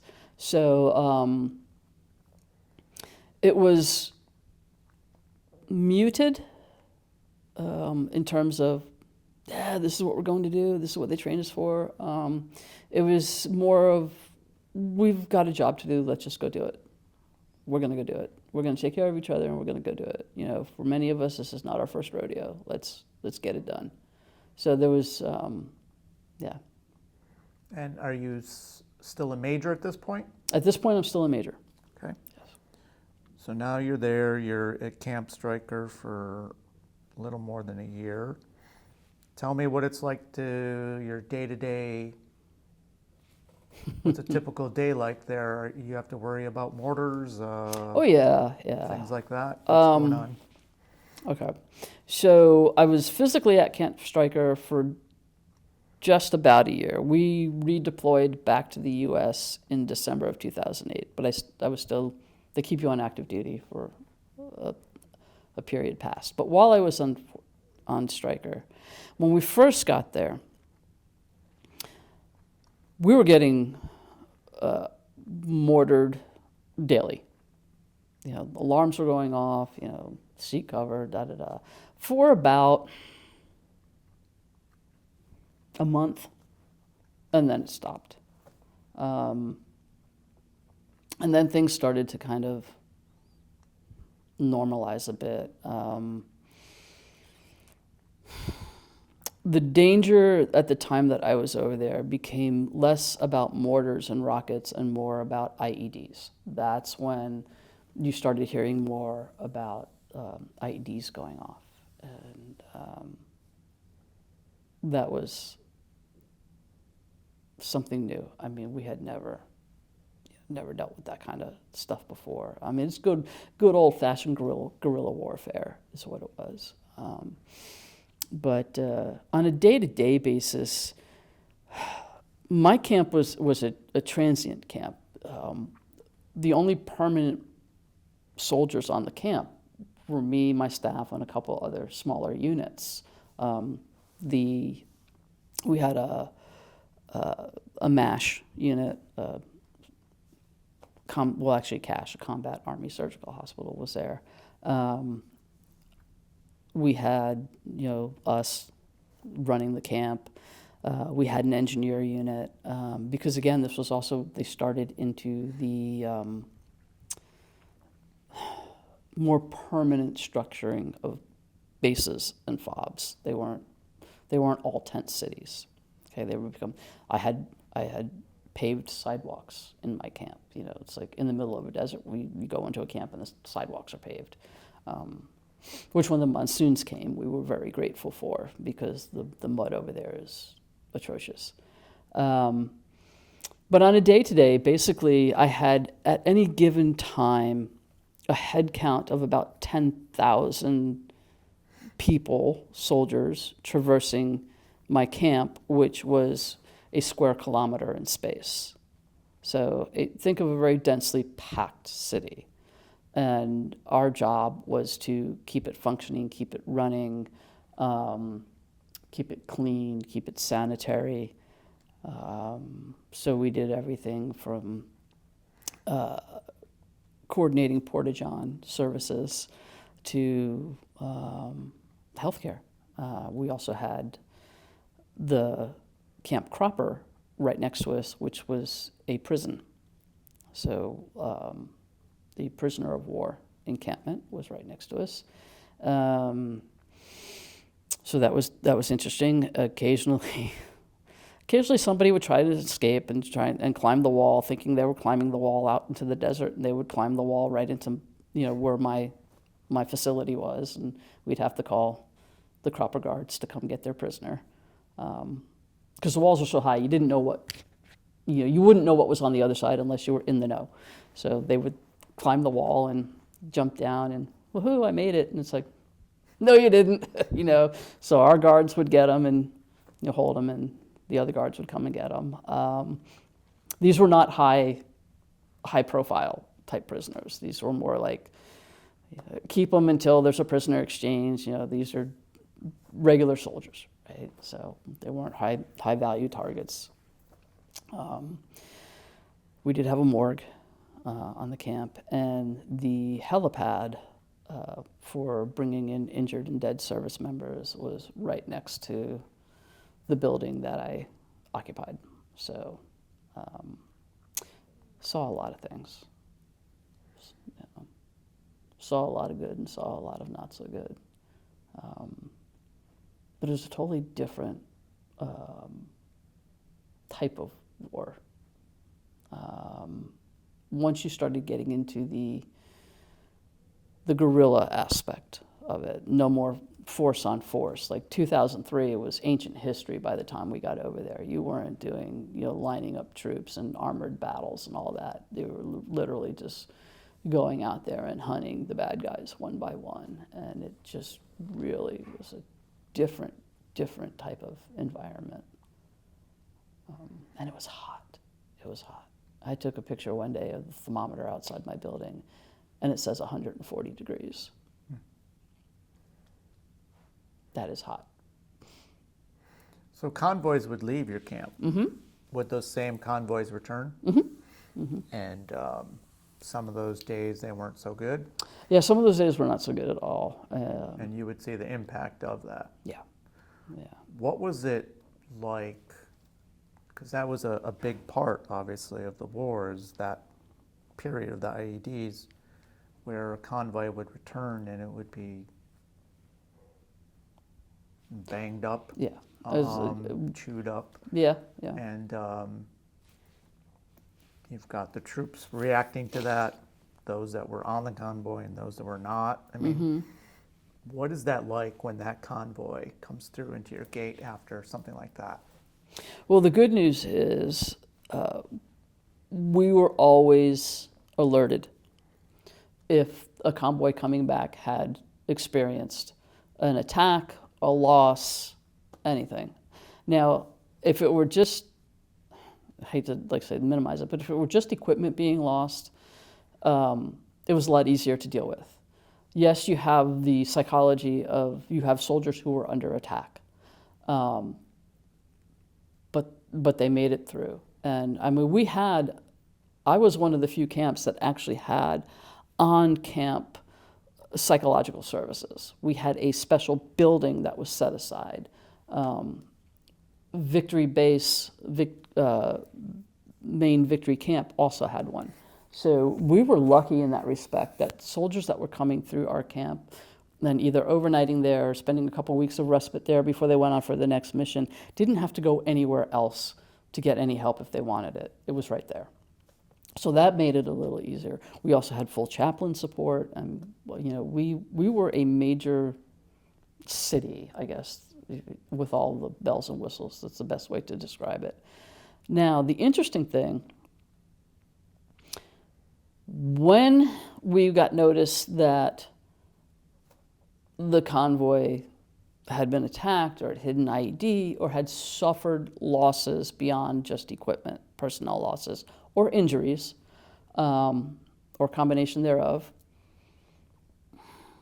we would have the appropriate personnel standing by, because they had to go in. So when the convoy comes in, there's like a little holding area that they come into so they can do all their refueling and everything as soon as they're coming in. So if they get another mission, they can start the mission without having to go to the refueling point. So there was a whole ballet, as it were, as to what happens when somebody comes in. We would have the resources waiting for them when they were coming in. We wouldn't wait to see, do you want to go talk to somebody? No. We just had them there, mingling with the troops, mingling whatever. So if somebody needed to talk, it was happening at the moment. For me, the fascinating thing was, particularly when a unit suffered a loss, I would watch the soldiers, and they would go through their routines and everything, and stand down and get to their tent areas. But eventually, they would go to we had an MWR, Morale, Welfare, Recreation Facility, that we set up that actually had video games. And they would go play video games. It was just like astounding to me that they would come out of the real world of war and eventually make their way into the video game tent where they'd start playing Call of Duty, which is like a war-based video game, right? And then it dawned on me. They're playing video games because in a way it's almost mindless. If you're really into it, you can kind of just go. But you can also hit reset. You can you can make your characters come back to life in a video game. And you think that's what they were doing? It was their own, I think it was their own way of processing what they had been through. And also getting back at the bad guys? Yeah.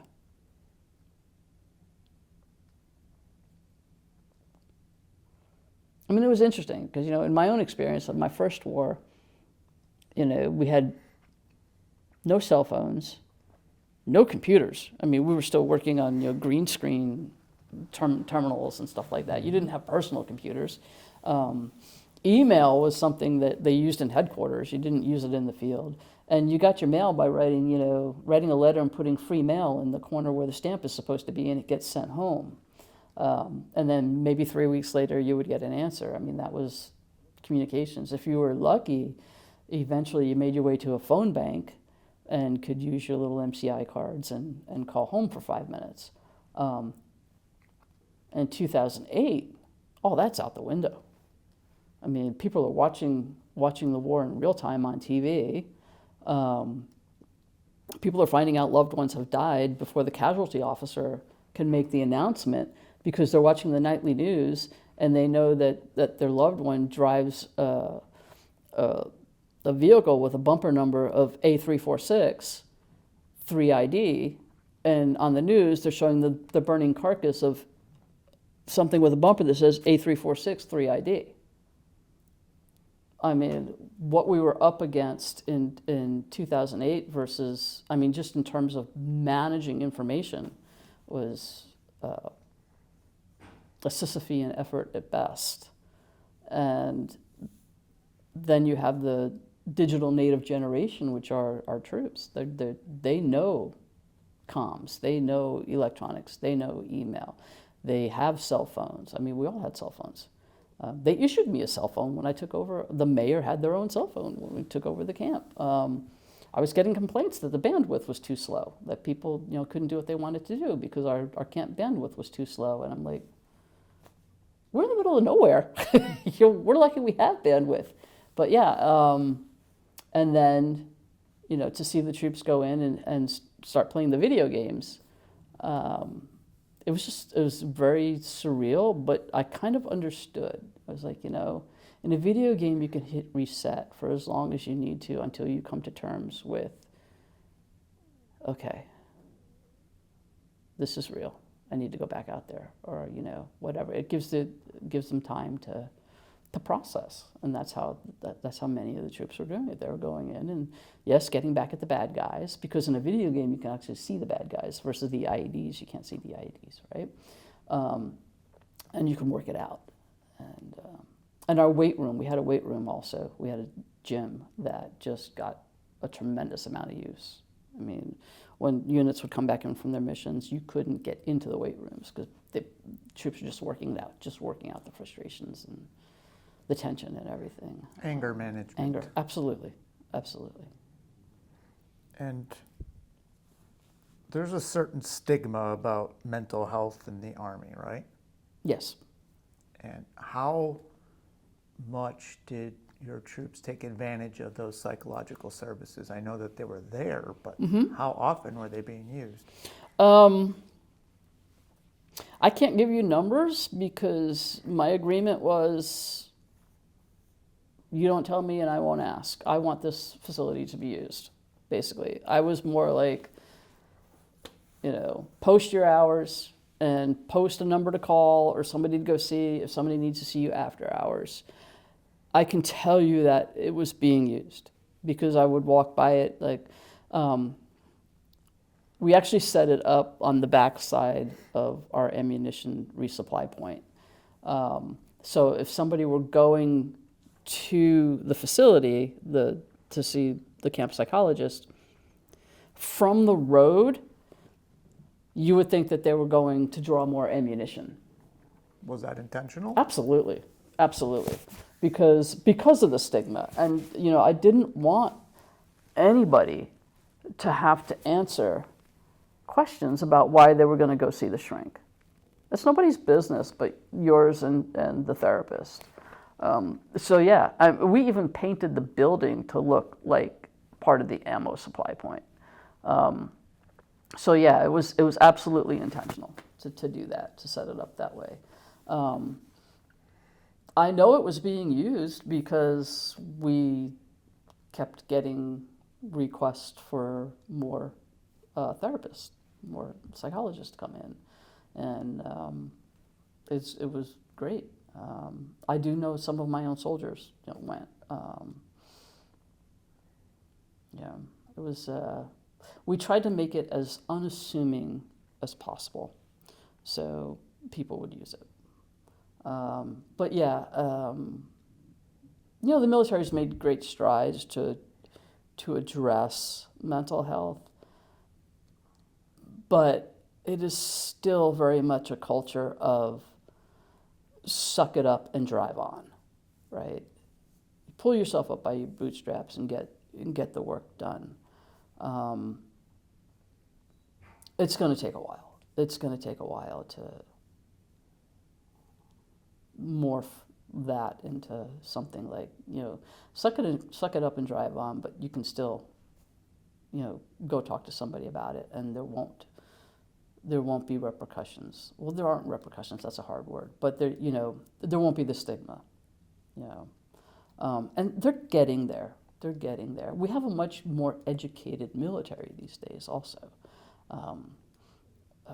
It's still an all-volunteer force, thankfully. I think it should always be that way. But we are getting a much more savvy, much more educated. We have people coming in to be soldier sailors, airmen, Marines, guardians, all of that have expectations now of services that will be available. And that's what's going to change.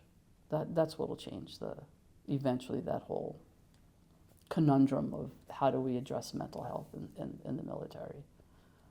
They're getting there. It's just slow. Like change anywhere. Mm-hmm. Did your camp have any like memorial services after some convoys would Yes. come back? Yes.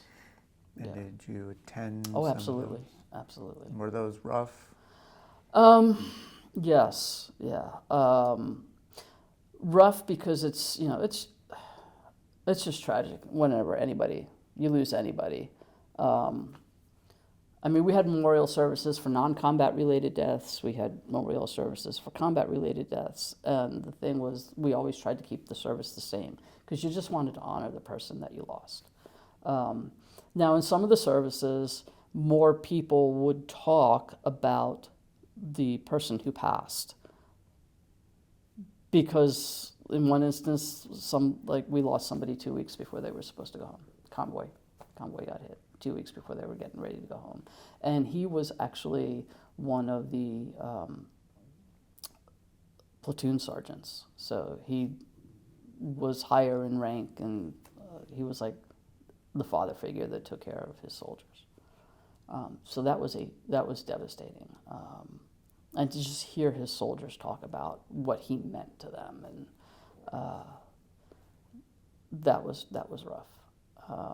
And then we had another soldier who committed suicide in our camp, and the suicide rates were enormous over there.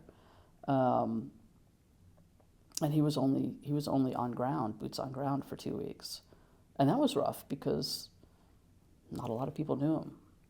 So it's kind of like you honor the person, you honor, you know, the fact that they were there.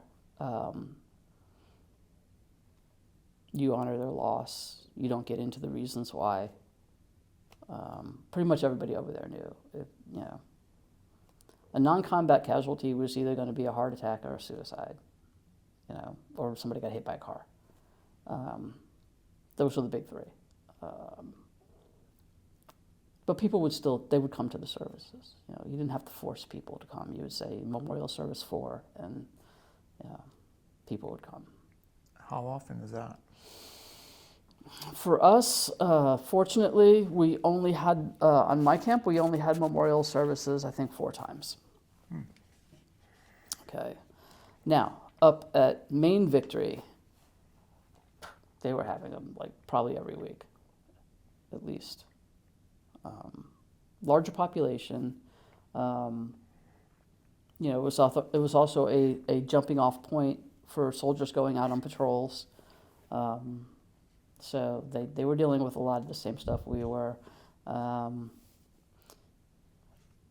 They were dealing with a lot more. We only had 1 suicide on my camp the entire time I was there. Up at Victory, there were suicides like literally almost every week to 2 weeks. Somebody was, yeah. It was rough. It's very rough. While you were there, did you have any interaction with any civilians or enemy combatants? I did not have interactions with enemy combatants. I did have interactions with Iraqi civilians.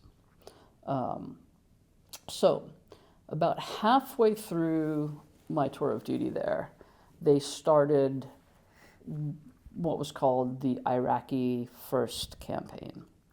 And that was trying to get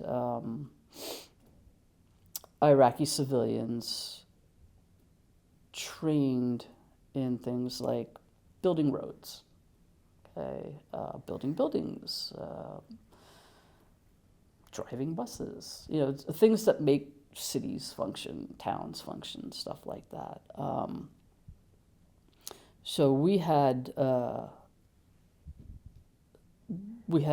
section of our camp that was occupied by Iraqi civilians that were enrolled in the Iraqi First program. They had their own dining facility. They were not allowed to dine with the coalition troops, U.S. troops, or anything. It's like a mini camp within my camp. They were bussed out to their work sites every day. There were head counts, you know, every day coming back. but we got to, in my position, I got to mingle with them.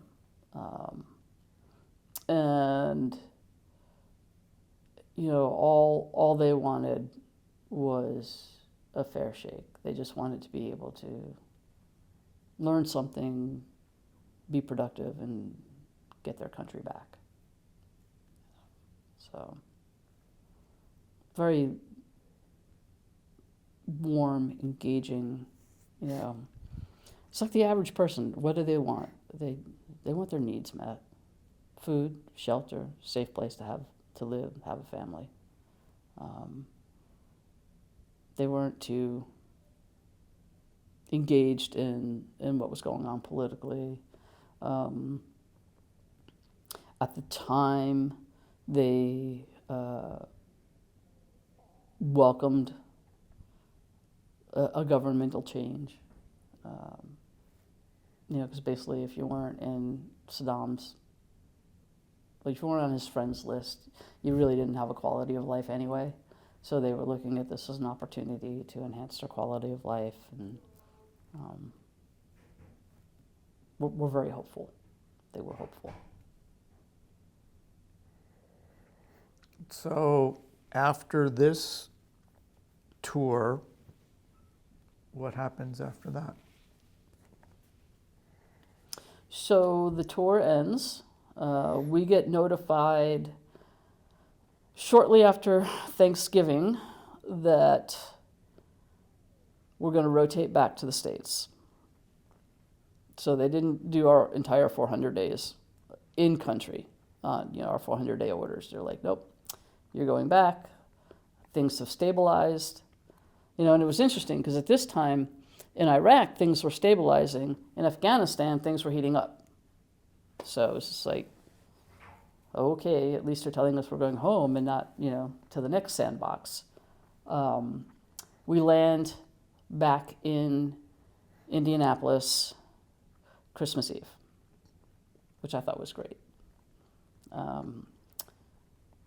Nobody was really expecting us at the base, so that was interesting. It was like, okay, you knew we were coming home, and the base was like deserted. It's Christmas Eve. Okay?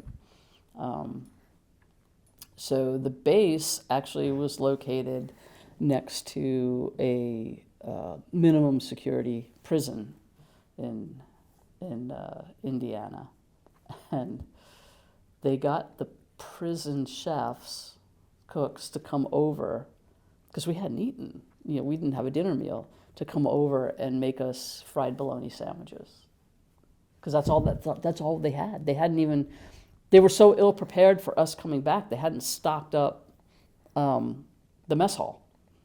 So they had to basically, it's like Gordon Ramsay door knock dinners, right? They're opening up the freezers to see what they got, and we've got bread and we've got bologna. So like, it's fried bologna sandwiches tonight. And it was like, it's the best tasting fried bologna sandwich I've ever had. It was just like, okay, this is great. We'll deal with it. But we stayed on base for a while, went through our post-deployment briefings, which is all the things they take you through to explain your benefits that you earned while you were over there, and because now you're going back onto reserve duty status, but you have TRICARE healthcare for so many months, years, whatever. But the thing I remember the most is the day that we're leaving. We had our last series of briefings that morning, and the briefings were, you've been to war, you're not the same person you were when you went over there. When you get home, don't drink too much, don't take your anger out on your families, and you might not want to drive a car for a little bit because, you've been in an area where, driving down the road, IEDs, things, it was not good. You didn't want things around you. So if you get out on any street in America, you're going to have cars all around you, and they're like, you might bug out a little bit, so you might not want to drive right away when you get home. So we started calling that the don't drink, don't drive, don't beat your spouse briefing, because that's pretty much the message that they were giving us. And then literally at the end of the briefing, they handed you your airline ticket and put you on a bus and took you to the airport and sent you home. Now, many of us were taken out of our homes and sent to Tennessee to backfill this unit. The people from Tennessee all went home together. Those of us who weren't originally part of that unit went home alone. That was weird. That was really weird. You know, kind of like, and we're all, you know, traveling in uniform and getting off at the airport in Miami, and my family's waiting to greet me. They bring us in a different gate. So I'm there, and I'm like, there's nobody here, because they didn't tell the people that the gate had changed. But I'm on a regular commercial flight. I'm the only military person on the flight. It's weird. It was like really weird. And then in typical Miami International Airport style, it took an hour and a half for me to get my bags, my duffel bag. You know, so it's just like standing around. And then people are kind of like, ooh, there's somebody over there in uniform. And they want to come over and they want to talk to you, you know, and they, you know, thank you for your service. And that's weird too. It's like, people are very well intended when they say that, but it's like, to this day, I don't have an answer. Like when people say thank you, you usually say you're welcome, right? When somebody sees you in uniform or they find out that you're a vet and they say thank you for your service, it's kind of like, it still startles me a little bit. It's like, I don't know what to say. So usually I just nod and I'm like, thank you for your acknowledgement. I thank them by, you know, they thank, I thank, and we call it a day.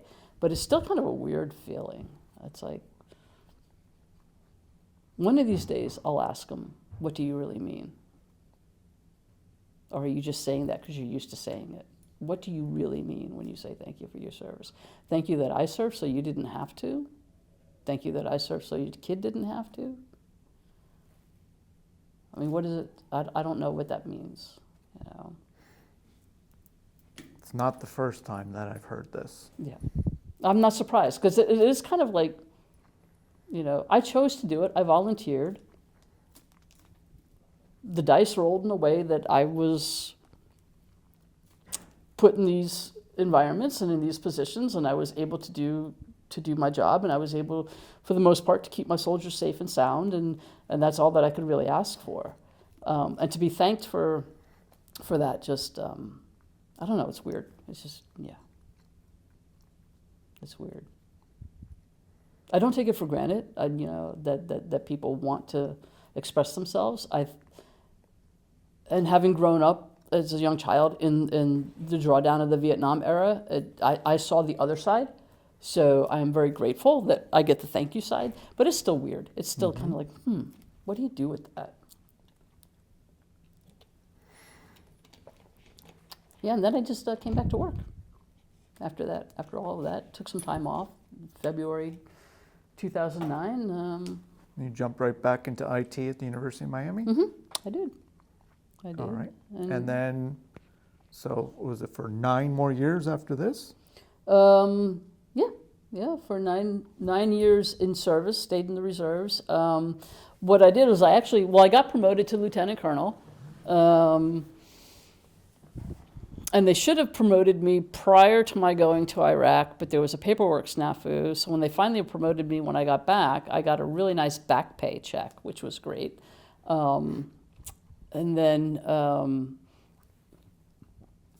got a job. My reserve unit was being shut down. So in the Army, they always activate and deactivate units. Same thing happens in the reserves. So the West Palm Beach unit was being shut down. So I had to find another reserve job. One of the officers that I served with in Iraq got a job, a military reservist job, through the Department of Homeland Security, and reached out to me, and he's like, you have got to look into this stuff. This is awesome. So I'm like, okay. So I looked into it. They had a vacancy. I applied. They put me in it. Lieutenant colonel slot, it was great. Everything rolled up. it worked with the national communication system, which basically our job was in times of disaster, whether natural or man-made, and we'll take the California fires that are raging right now. Like, tragic, and cell phone towers are melting all over the place. So communications are not what they should be, and people in the field fighting these fires need comms. Our job would be to go set up in these disasters temporary communications sites, towers, whatever we need to do to get communication flowing again. So again, a very logistics-oriented type of job. You don't have to know the ins and outs of the actual systems that you're using. You just know you need to put them someplace. You have the equipment, you need to put it down, and then the telecom folk come in and they do their thing. So it's a really good military-civilian partnership. Probably one of the best ones I've ever experienced in terms of everybody knowing their job and working it and working it to success. So I get the job, and shortly after that, accepting it, the big earthquake in Haiti happens. So this is 2010. So I get called up on active duty to sit in Southcom headquarters here in Doral and manage the communications restoration for Haiti during this time. And I'm working, it wasn't just me, I mean, I'm working with a team that's managing it, but I was one of the military representatives doing that, and that turned into much more than communications. I mean, we were like, somebody found out that I had my aircraft loading stuff, and they were like, oh, you used to be an air boss, and can you call, the air boss at MIA and see if we can get pallets of water down to Port-au-Prince, and what are the runways down there like? So there was just a lot of coordination going on for that. So I did that for about a month, and then, then the State Department took over pretty much everything there. It wasn't technically a Homeland Security mission because it was overseas, but it was such a devastating earthquake that even departments that normally don't have overseas extensions, reached out and helped. And because we're military, once they activate us, we become a federal asset, so we can be used for anything. So we were able to bridge that gap between State Department and Homeland Security and get the ball rolling on a lot of that stuff. And then once that mission started getting a little more stabilized, they pulled the military out and just let the civilians handle it. So I did that. Got to go to New Orleans and inspect the new post-Katrina dam systems. That was interesting. I mean, you're like subterranean all the way in, and in the belly of the dams, as it were, and that's pretty wild. That's fun. I mean, so the latter half, the last 9 years of my military service was adventurous in a good way.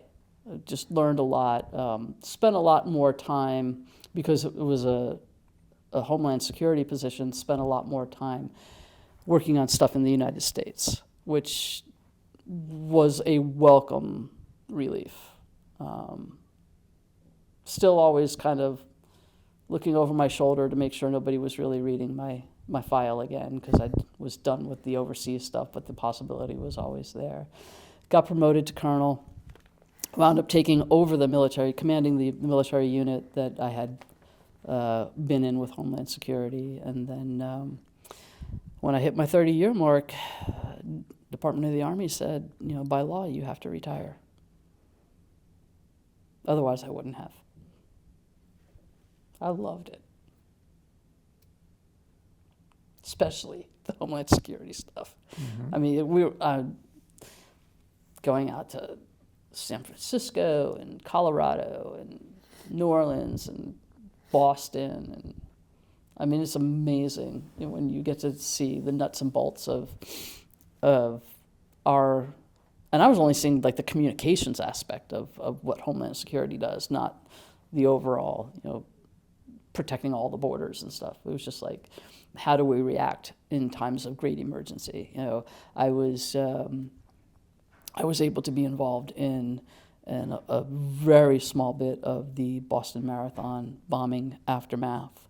You know, that was just incredible.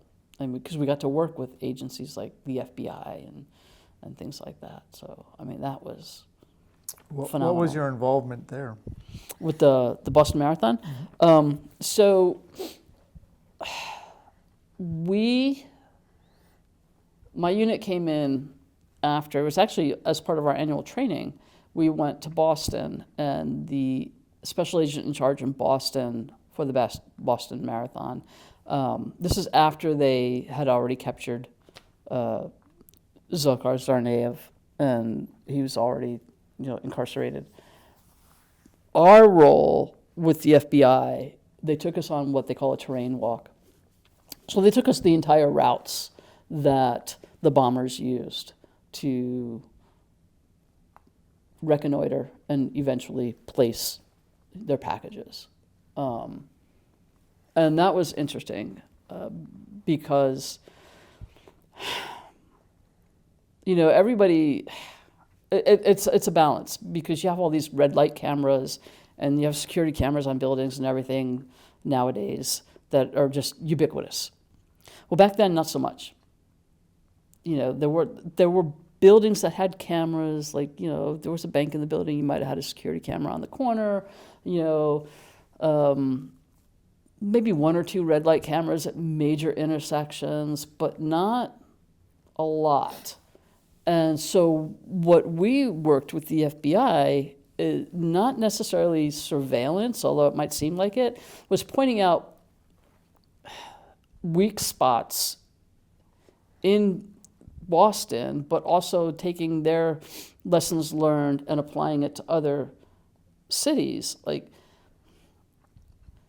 not just for terrorists, but just in general. What are weak spots in our cities and our infrastructures that, if not addressed, could lead to something being a target of opportunity?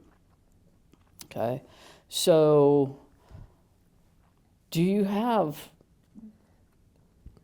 enough cameras to be able to ascertain if somebody does something nefarious at an event? Can you track them down? Now, they showed a lot of camera footage during the Boston Marathon investigation and everything, but they were able to zero in on the suspects, not because of anything on a camera, but because of a credit card receipt from a grocery store where they purchased the pressure cooker, right? So it's like being able to tie all of that together, and the thing that really broke the case was how recent the pressure cooker purchase was to the actual event.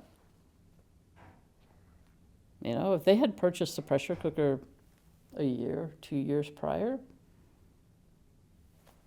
would the record still have existed in the grocery store, in the, you know, credit card company, whatever?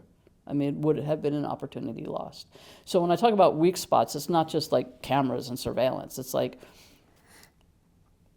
how do you improve existing systems for capturing data at points when you need it most? And can they capture the data that you need?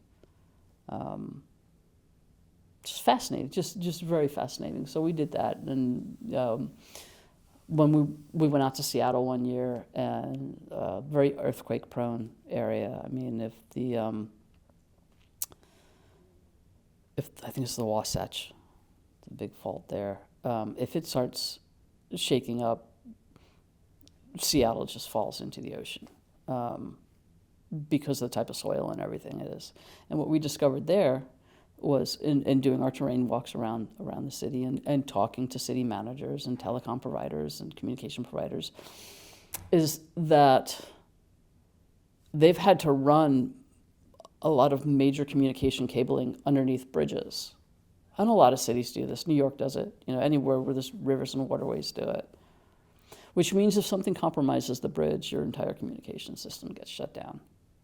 So we work with stuff like that. Okay, so we know we have a failure point, a potential failure point here. So what are we going to do proactively if that goes down? Where's the backup?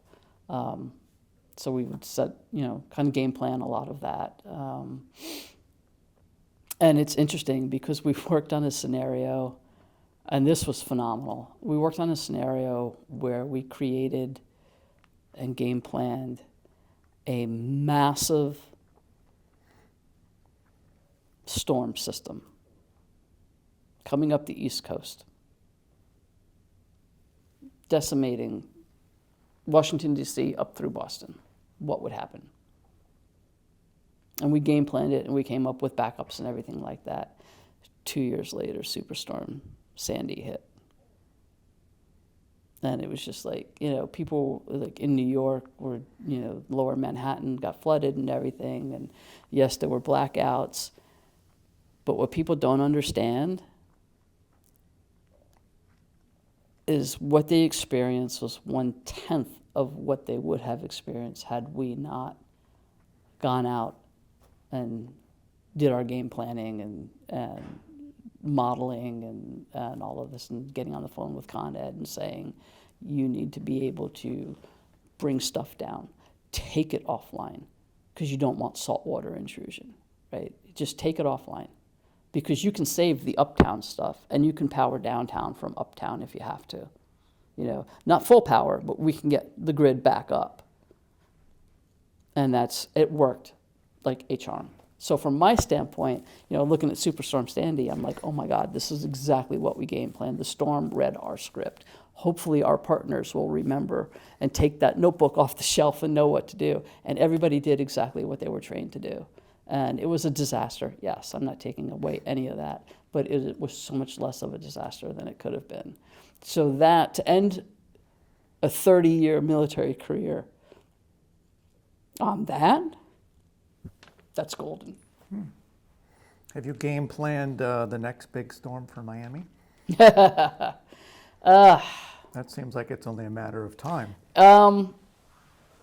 It's interesting because when I first started working in Homeland Security, our entire focus was hurricanes. Hurricanes coming, we would go down to Homestead and work down there and work out of Doral. That's why it was so easy for us to go into Doral during the earthquake, the Haiti earthquake. We already had those partnerships. Yes, Miami. We have a Miami game plan. As far as I know, as of my retirement in 2018, there was a Miami game plan. Good to know. Absolutely. It's usually the first. It's first on the list every training cycle. It's like, and as the time gets further and further apart, game planning becomes more and more critical, because it is that we're due, that mindset of like, it's been a long time, we're due. And I wouldn't be surprised now, given what's been happening on the West Coast, if they've really started doing more game planning for these hurricanes that pop up in the Gulf, because you don't get, the blessing of a hurricane is it forms and it's formed, so you have some time to react. The Gulf hurricanes give you much less lead time because it's a smaller body of water that they're screaming across before they hit land. The Atlantic hurricanes, when they're coming off the Leeward Islands and spinning off of Africa and whatever, you've got a lot of time to kind of watch what that's doing and get planning in place. So I think I wouldn't be surprised if I picked up the phone today and called some of my contacts and asked them, has the West Coast become number one on hurricane and the East Coast number two, just in order of priority, mainly because you don't have the lead time when you get pop-up storms in the Gulf. Yeah. But yeah, hurricanes are still probably number one. Hurricanes, earthquakes, and then fires.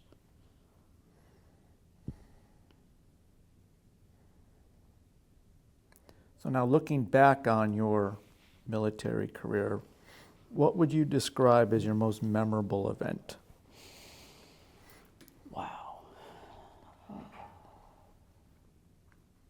Wow, looking back on 30 years of adventures, what was my most memorable event?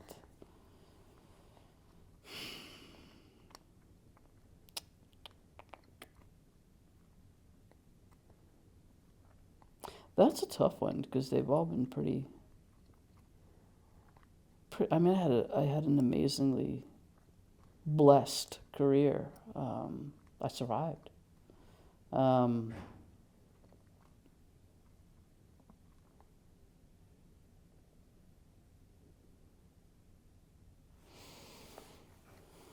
pick a singular event. You can try the first one that pops up in your mind. That's what it's like right now. I've got a whole collage in my head.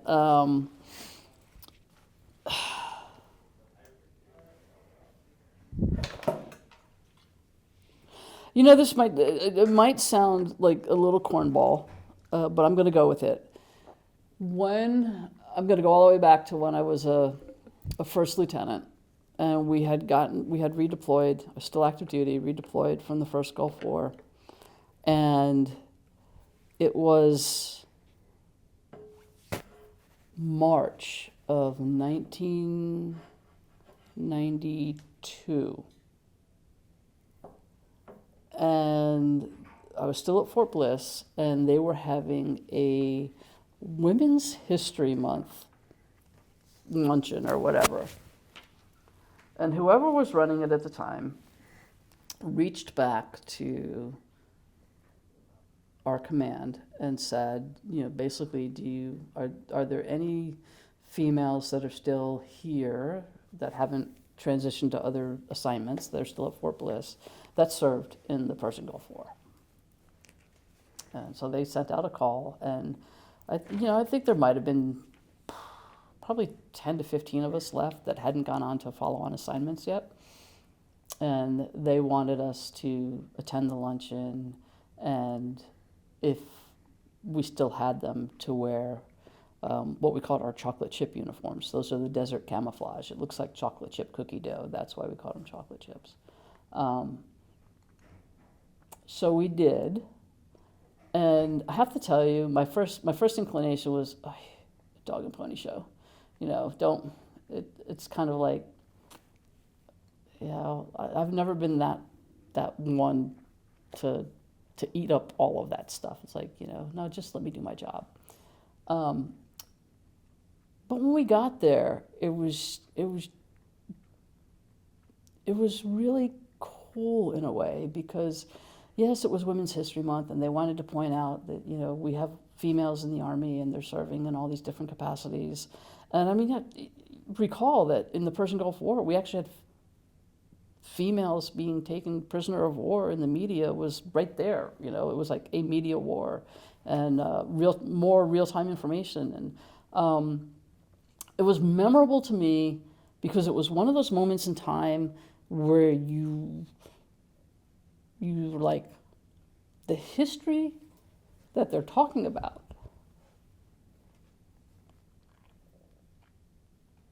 Sorry.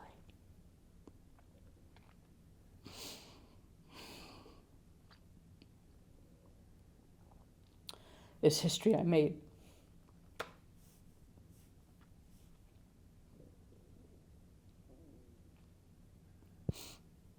And that is weighty. And for me, it's like I felt an obligation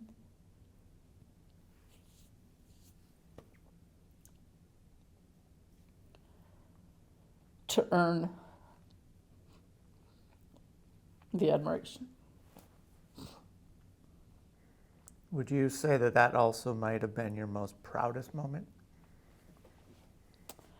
Wow. It was certainly one of my most transformative moments. I don't know if it was my most proudest moment. I think my most proudest moment, my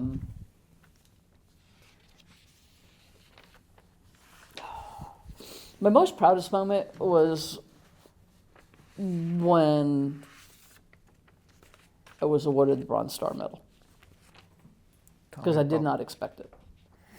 And that was for my service in Iraq. I was so focused on everybody else and the mission and just doing my job, and and I was never a chaser of accolades. I mean, I often got myself like in trouble because I would just speak my mind. It's like, you know. This is your second tour This is in my second. 2003. This is the second tour. Okay. This is over in Iraq combat. So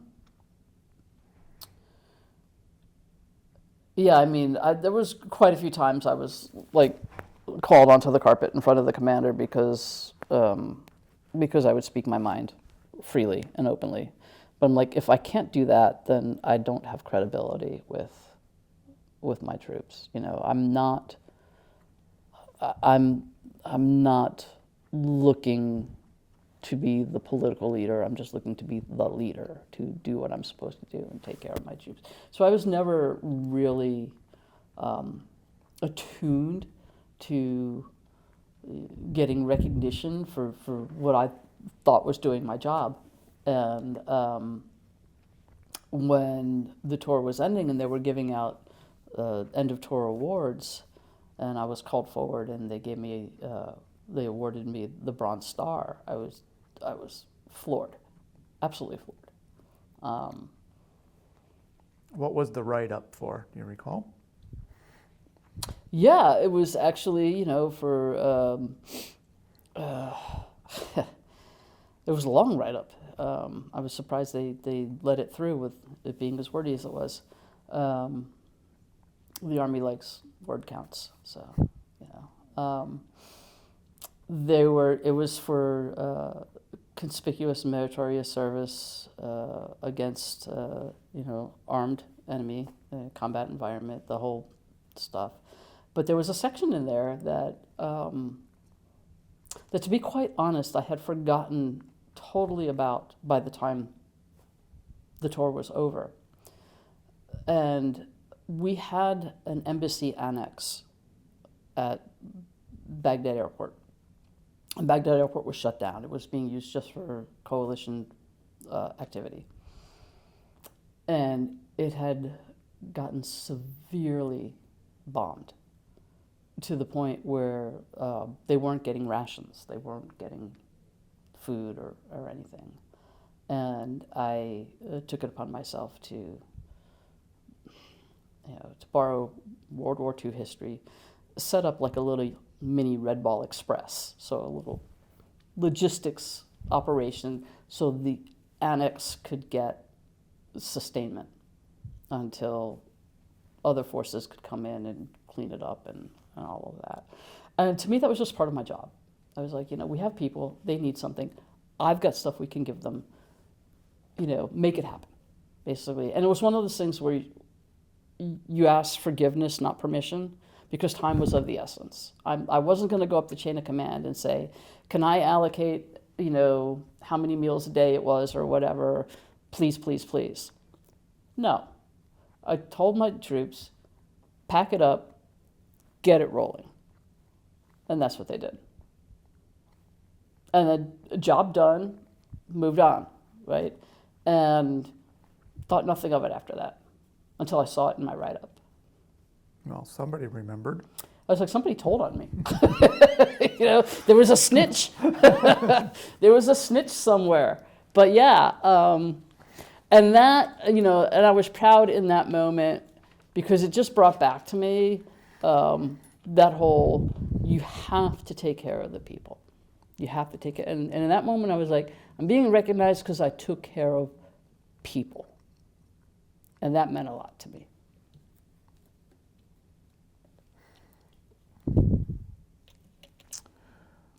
Was there anything from your military service that impacted you after you left the military? Yeah, well, to this day, I'm not a good passenger to have in a car. It's like I always think that, you know, the car's next to us, and maybe that's also just from driving to Miami, I don't know, but I always think that, especially if I'm in the front seat and I see cars coming from side streets, I will brace. It's like I'm bracing for impact or I'm bracing for an explosion, even though I never was in one. Just the training and what you see the aftermath of, it's kind of like, you know. So I'm really not a good person to have to drive around. I always apologize to people before I get in their car and explain to them that, you know, I do have this slight aftermath of service. PTSD, a form of it. It's been 22 years, Yes, it has. and still now. Still. No, it's something it's interesting, not to make light of it. But when I went over to the Persian Gulf War first time, and I came home and I visited my dad, who lived in a small town on Long Island, and they have volunteer fire departments. So whenever the volunteers get called out, they do the little woo, right? That happened one night, and I didn't even realize it until I woke up the next morning and I was on the floor under the bed. It's the same siren that they used to denote incoming rockets and bombs. So I had instinctively reacted. And it was just really weird. And eventually I got over that, but I always had a problem with loud noises, fireworks, things like that, until I went to Iraq and experienced it again. And I guess, well, I did survive again, no guess about that. But it's interesting because when I first got home after Iraq, I could not sleep because it was too quiet. And New Year's Eve, when you would think, based upon my other experiences, that I'd be back under the bed, I slept like a baby because I needed the noise. I needed the distant explosions, the distant rumbling, because I lived like downtown Miami, so the Bayside fireworks would go off, and slept like a baby. It was awesome. So I always jokingly say, like, my second war cured my PTSD from my first war, but I still have carryover from another thing, for the whole IED thing. So, I drive myself a lot more now because I like the feeling of being in control. I long to live in a city that has real public transit, so I don't have to drive at all. But so those are like some hangovers from my experience. What I take with me on a positive side is that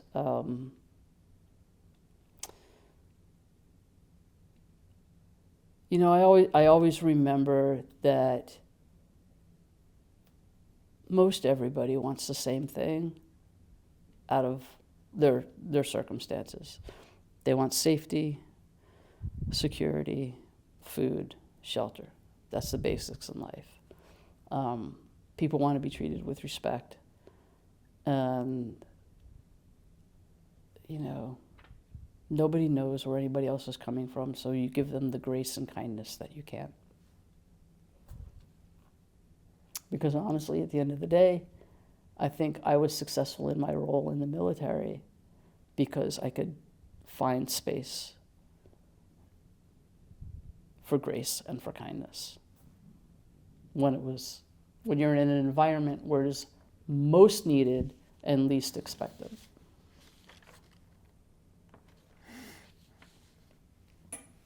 And I'm still a really good planner, and I hate being late. So, time hacks are still like really important to me. We're going to do a full circle now. Okay. Back to the University of Miami. All right. Okay. Exactly.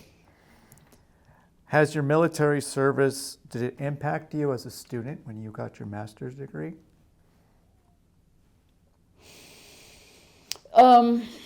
Yeah. I also got a law degree from UM. So I'm gonna take the liberty of saying yes in both instances, even though they were timelines apart. So I got my master's in I graduated December 96.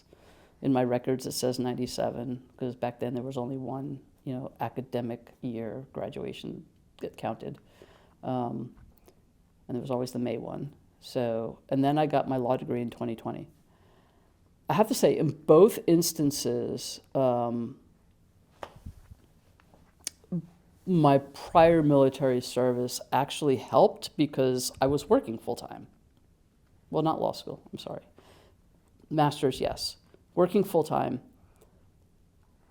doing the night school thing, and having to parse out assignments I mean, my master's degree was very heavy in writing and reading assignments, and it's a liberal studies English literature. I mean, reading Chaucer and Beowulf in the original, English as it was written, and then with my little cheat book, like, what is he even saying? Trying to do that. So just being able to plan and organize and structure my own study habits, I leaned heavily on backwards planning, which is something they teach you in the military all the time. You plan from the end back to where you are and plug in your times that way. And I think that really helped me be successful, along with the discipline to be able to just sit down and do it. Just get it done. It's not going to do itself. There's no magic work fairy. It's all on you. So that helped.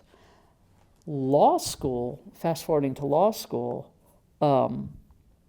now when I was in law school, I was post-Iraq now. And it was interesting because there were a trickling of other post-Iraqi war veterans that were in the law school.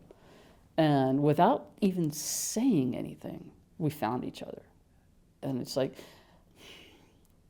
there's a certain walk that anybody who's ever served in the military has.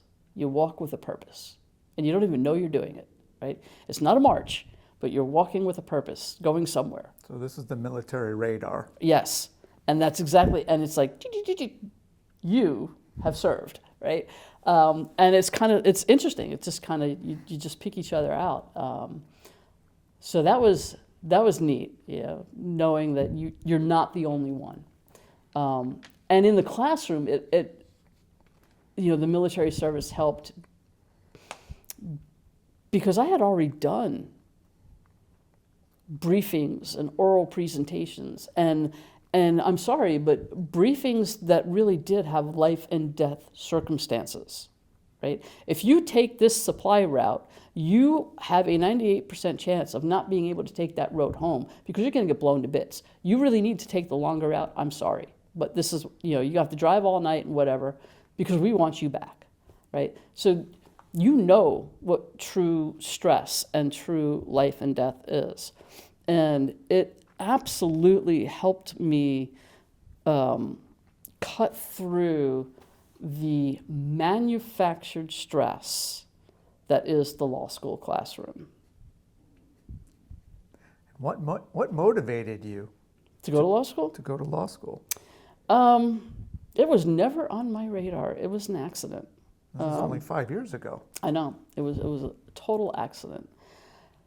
In 2016, my office was eliminated at the university. So me and 4 other people were laid off. I was like, okay. I wasn't really happy with what I was doing anyway. I had capped out, and I'm like, it's not really holding my interest. I mean, it was kind of an ego blow to get laid off, but there's like, don't take it personally. It's a budget thing. So I got over it.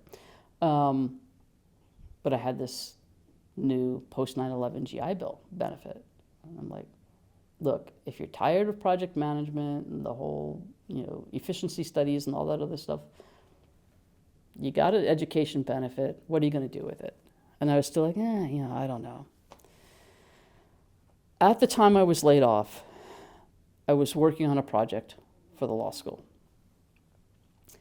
And I had met with the dean at the time and had to tell her that my office was being shut down and I was being let go. However, her project, I had made sure to hand off to somebody who was still staying and who knew the project inside and out, and blah, blah, blah. So basically to assuage any fears that work would stop. I'm like, no, the work is going to continue. And she asked the question, well, what are you going to do? I'm like, I don't know.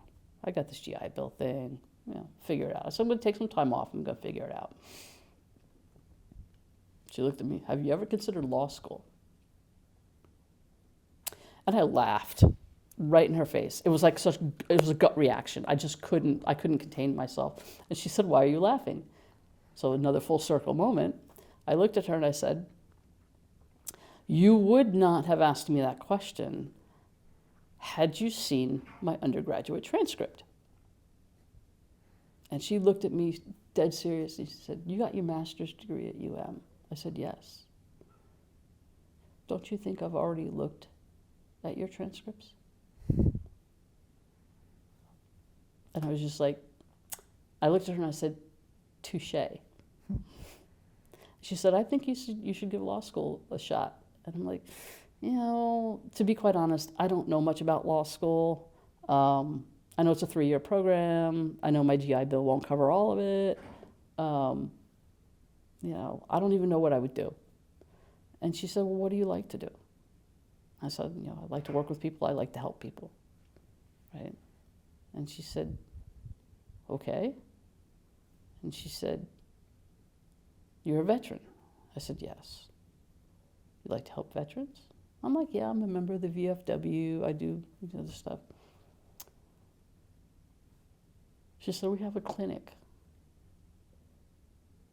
that's designed to help veterans who have been denied VA care and stuff like that because their records just aren't together or whatever. I think you'd be a good fit." And we talked for like 2 hours.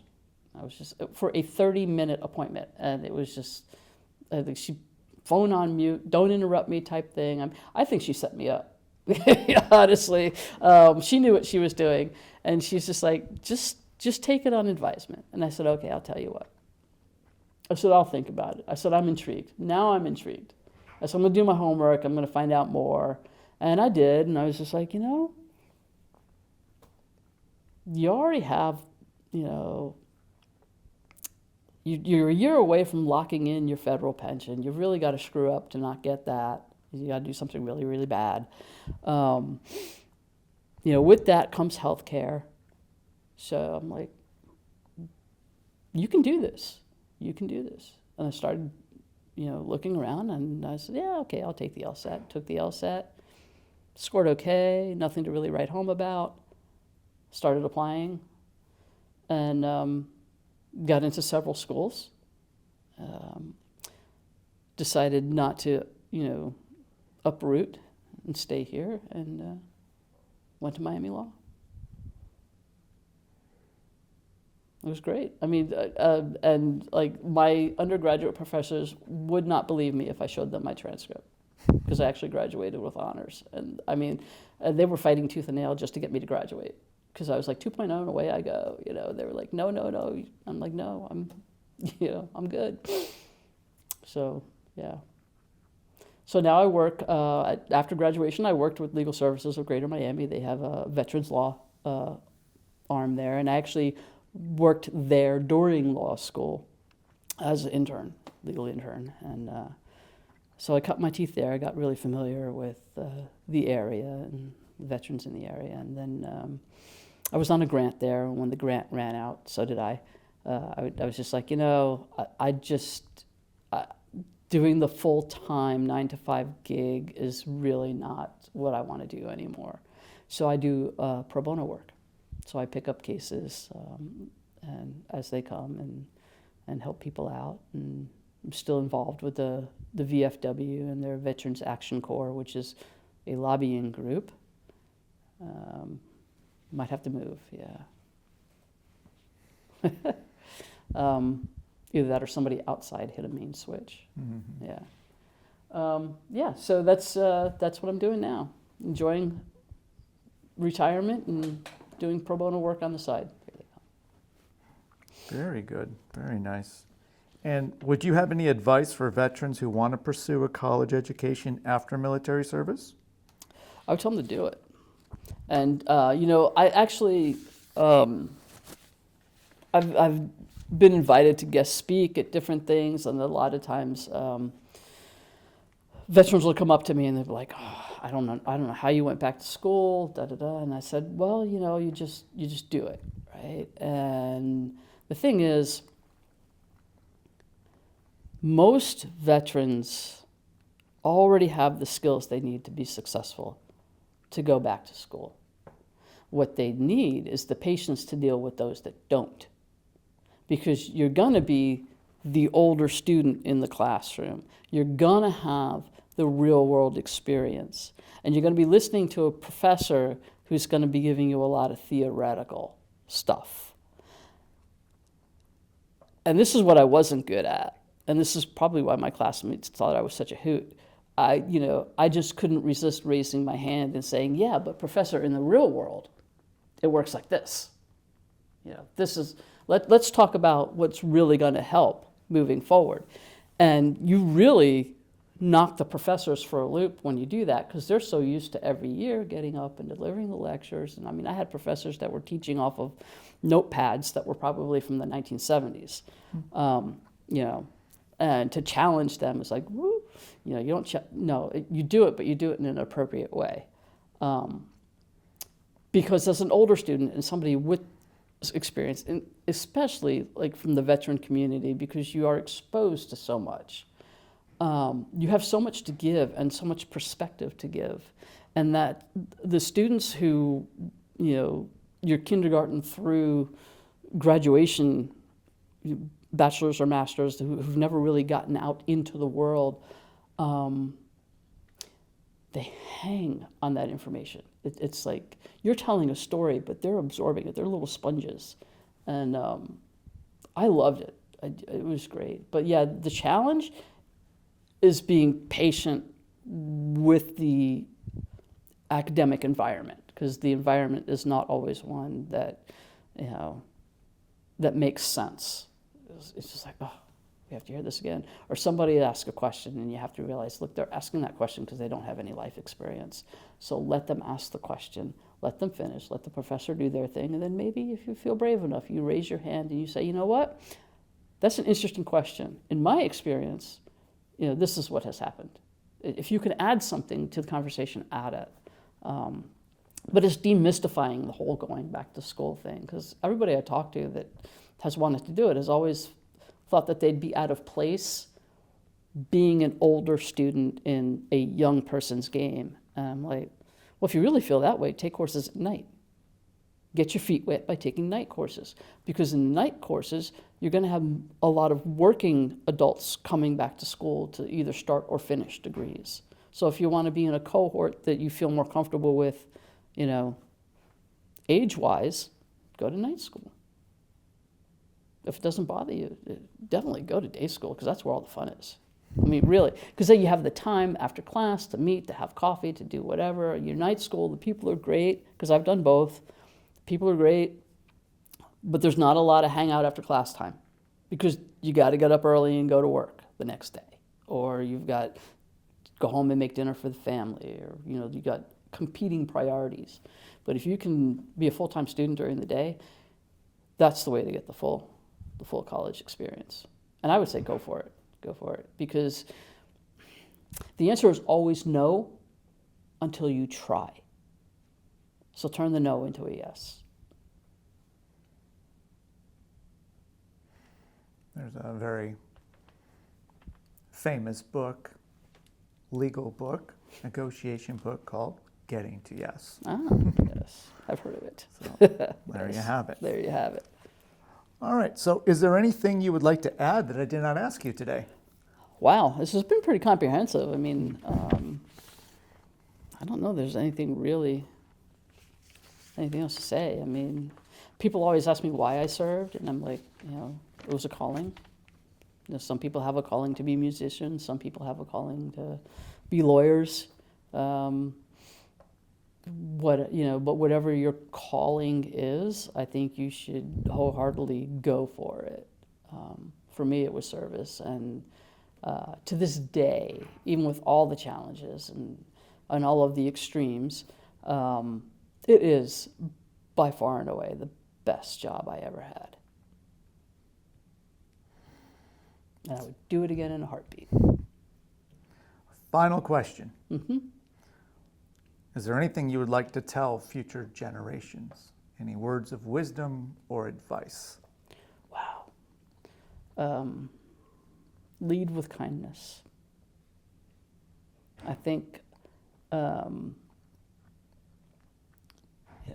I think in the freneticism of the day-to-day, we often, and that's the global we often forget that the people around us, the person in front of us. At the end of the day, we're all just people trying to make our way, whatever that way happens to be for us. And I think if you intentionally lead with kindness and give people grace, don't let them walk all over you, but give them grace, your journey will be much more enjoyable and less fraught with, challenges. It truly can be a grand adventure. So, yeah, just lead with kindness. That's it. Well, that sounds like some absolutely great advice. I want to thank you so much for speaking with me today, Thank you for having me. sharing your story, and I want to thank you for everything that you've done for our country. Thank you. That's a good one. I like that one. Yeah. It was absolutely my pleasure. Go Canes. Go Canes. The honor of being a veteran is not just in the recognition by others, but in the deep personal pride of having fulfilled a sacred duty. In celebrating veterans, we acknowledge the strength, resilience, and integrity that they represent. Through dedicated research, heartfelt storytelling, and community engagement, it ensures that the legacy of service endures and that future generations never forget the courage and dedication that have shaped our world. The Making History Project is dedicated to honoring and preserving the voices of our veterans. Thank you for your support.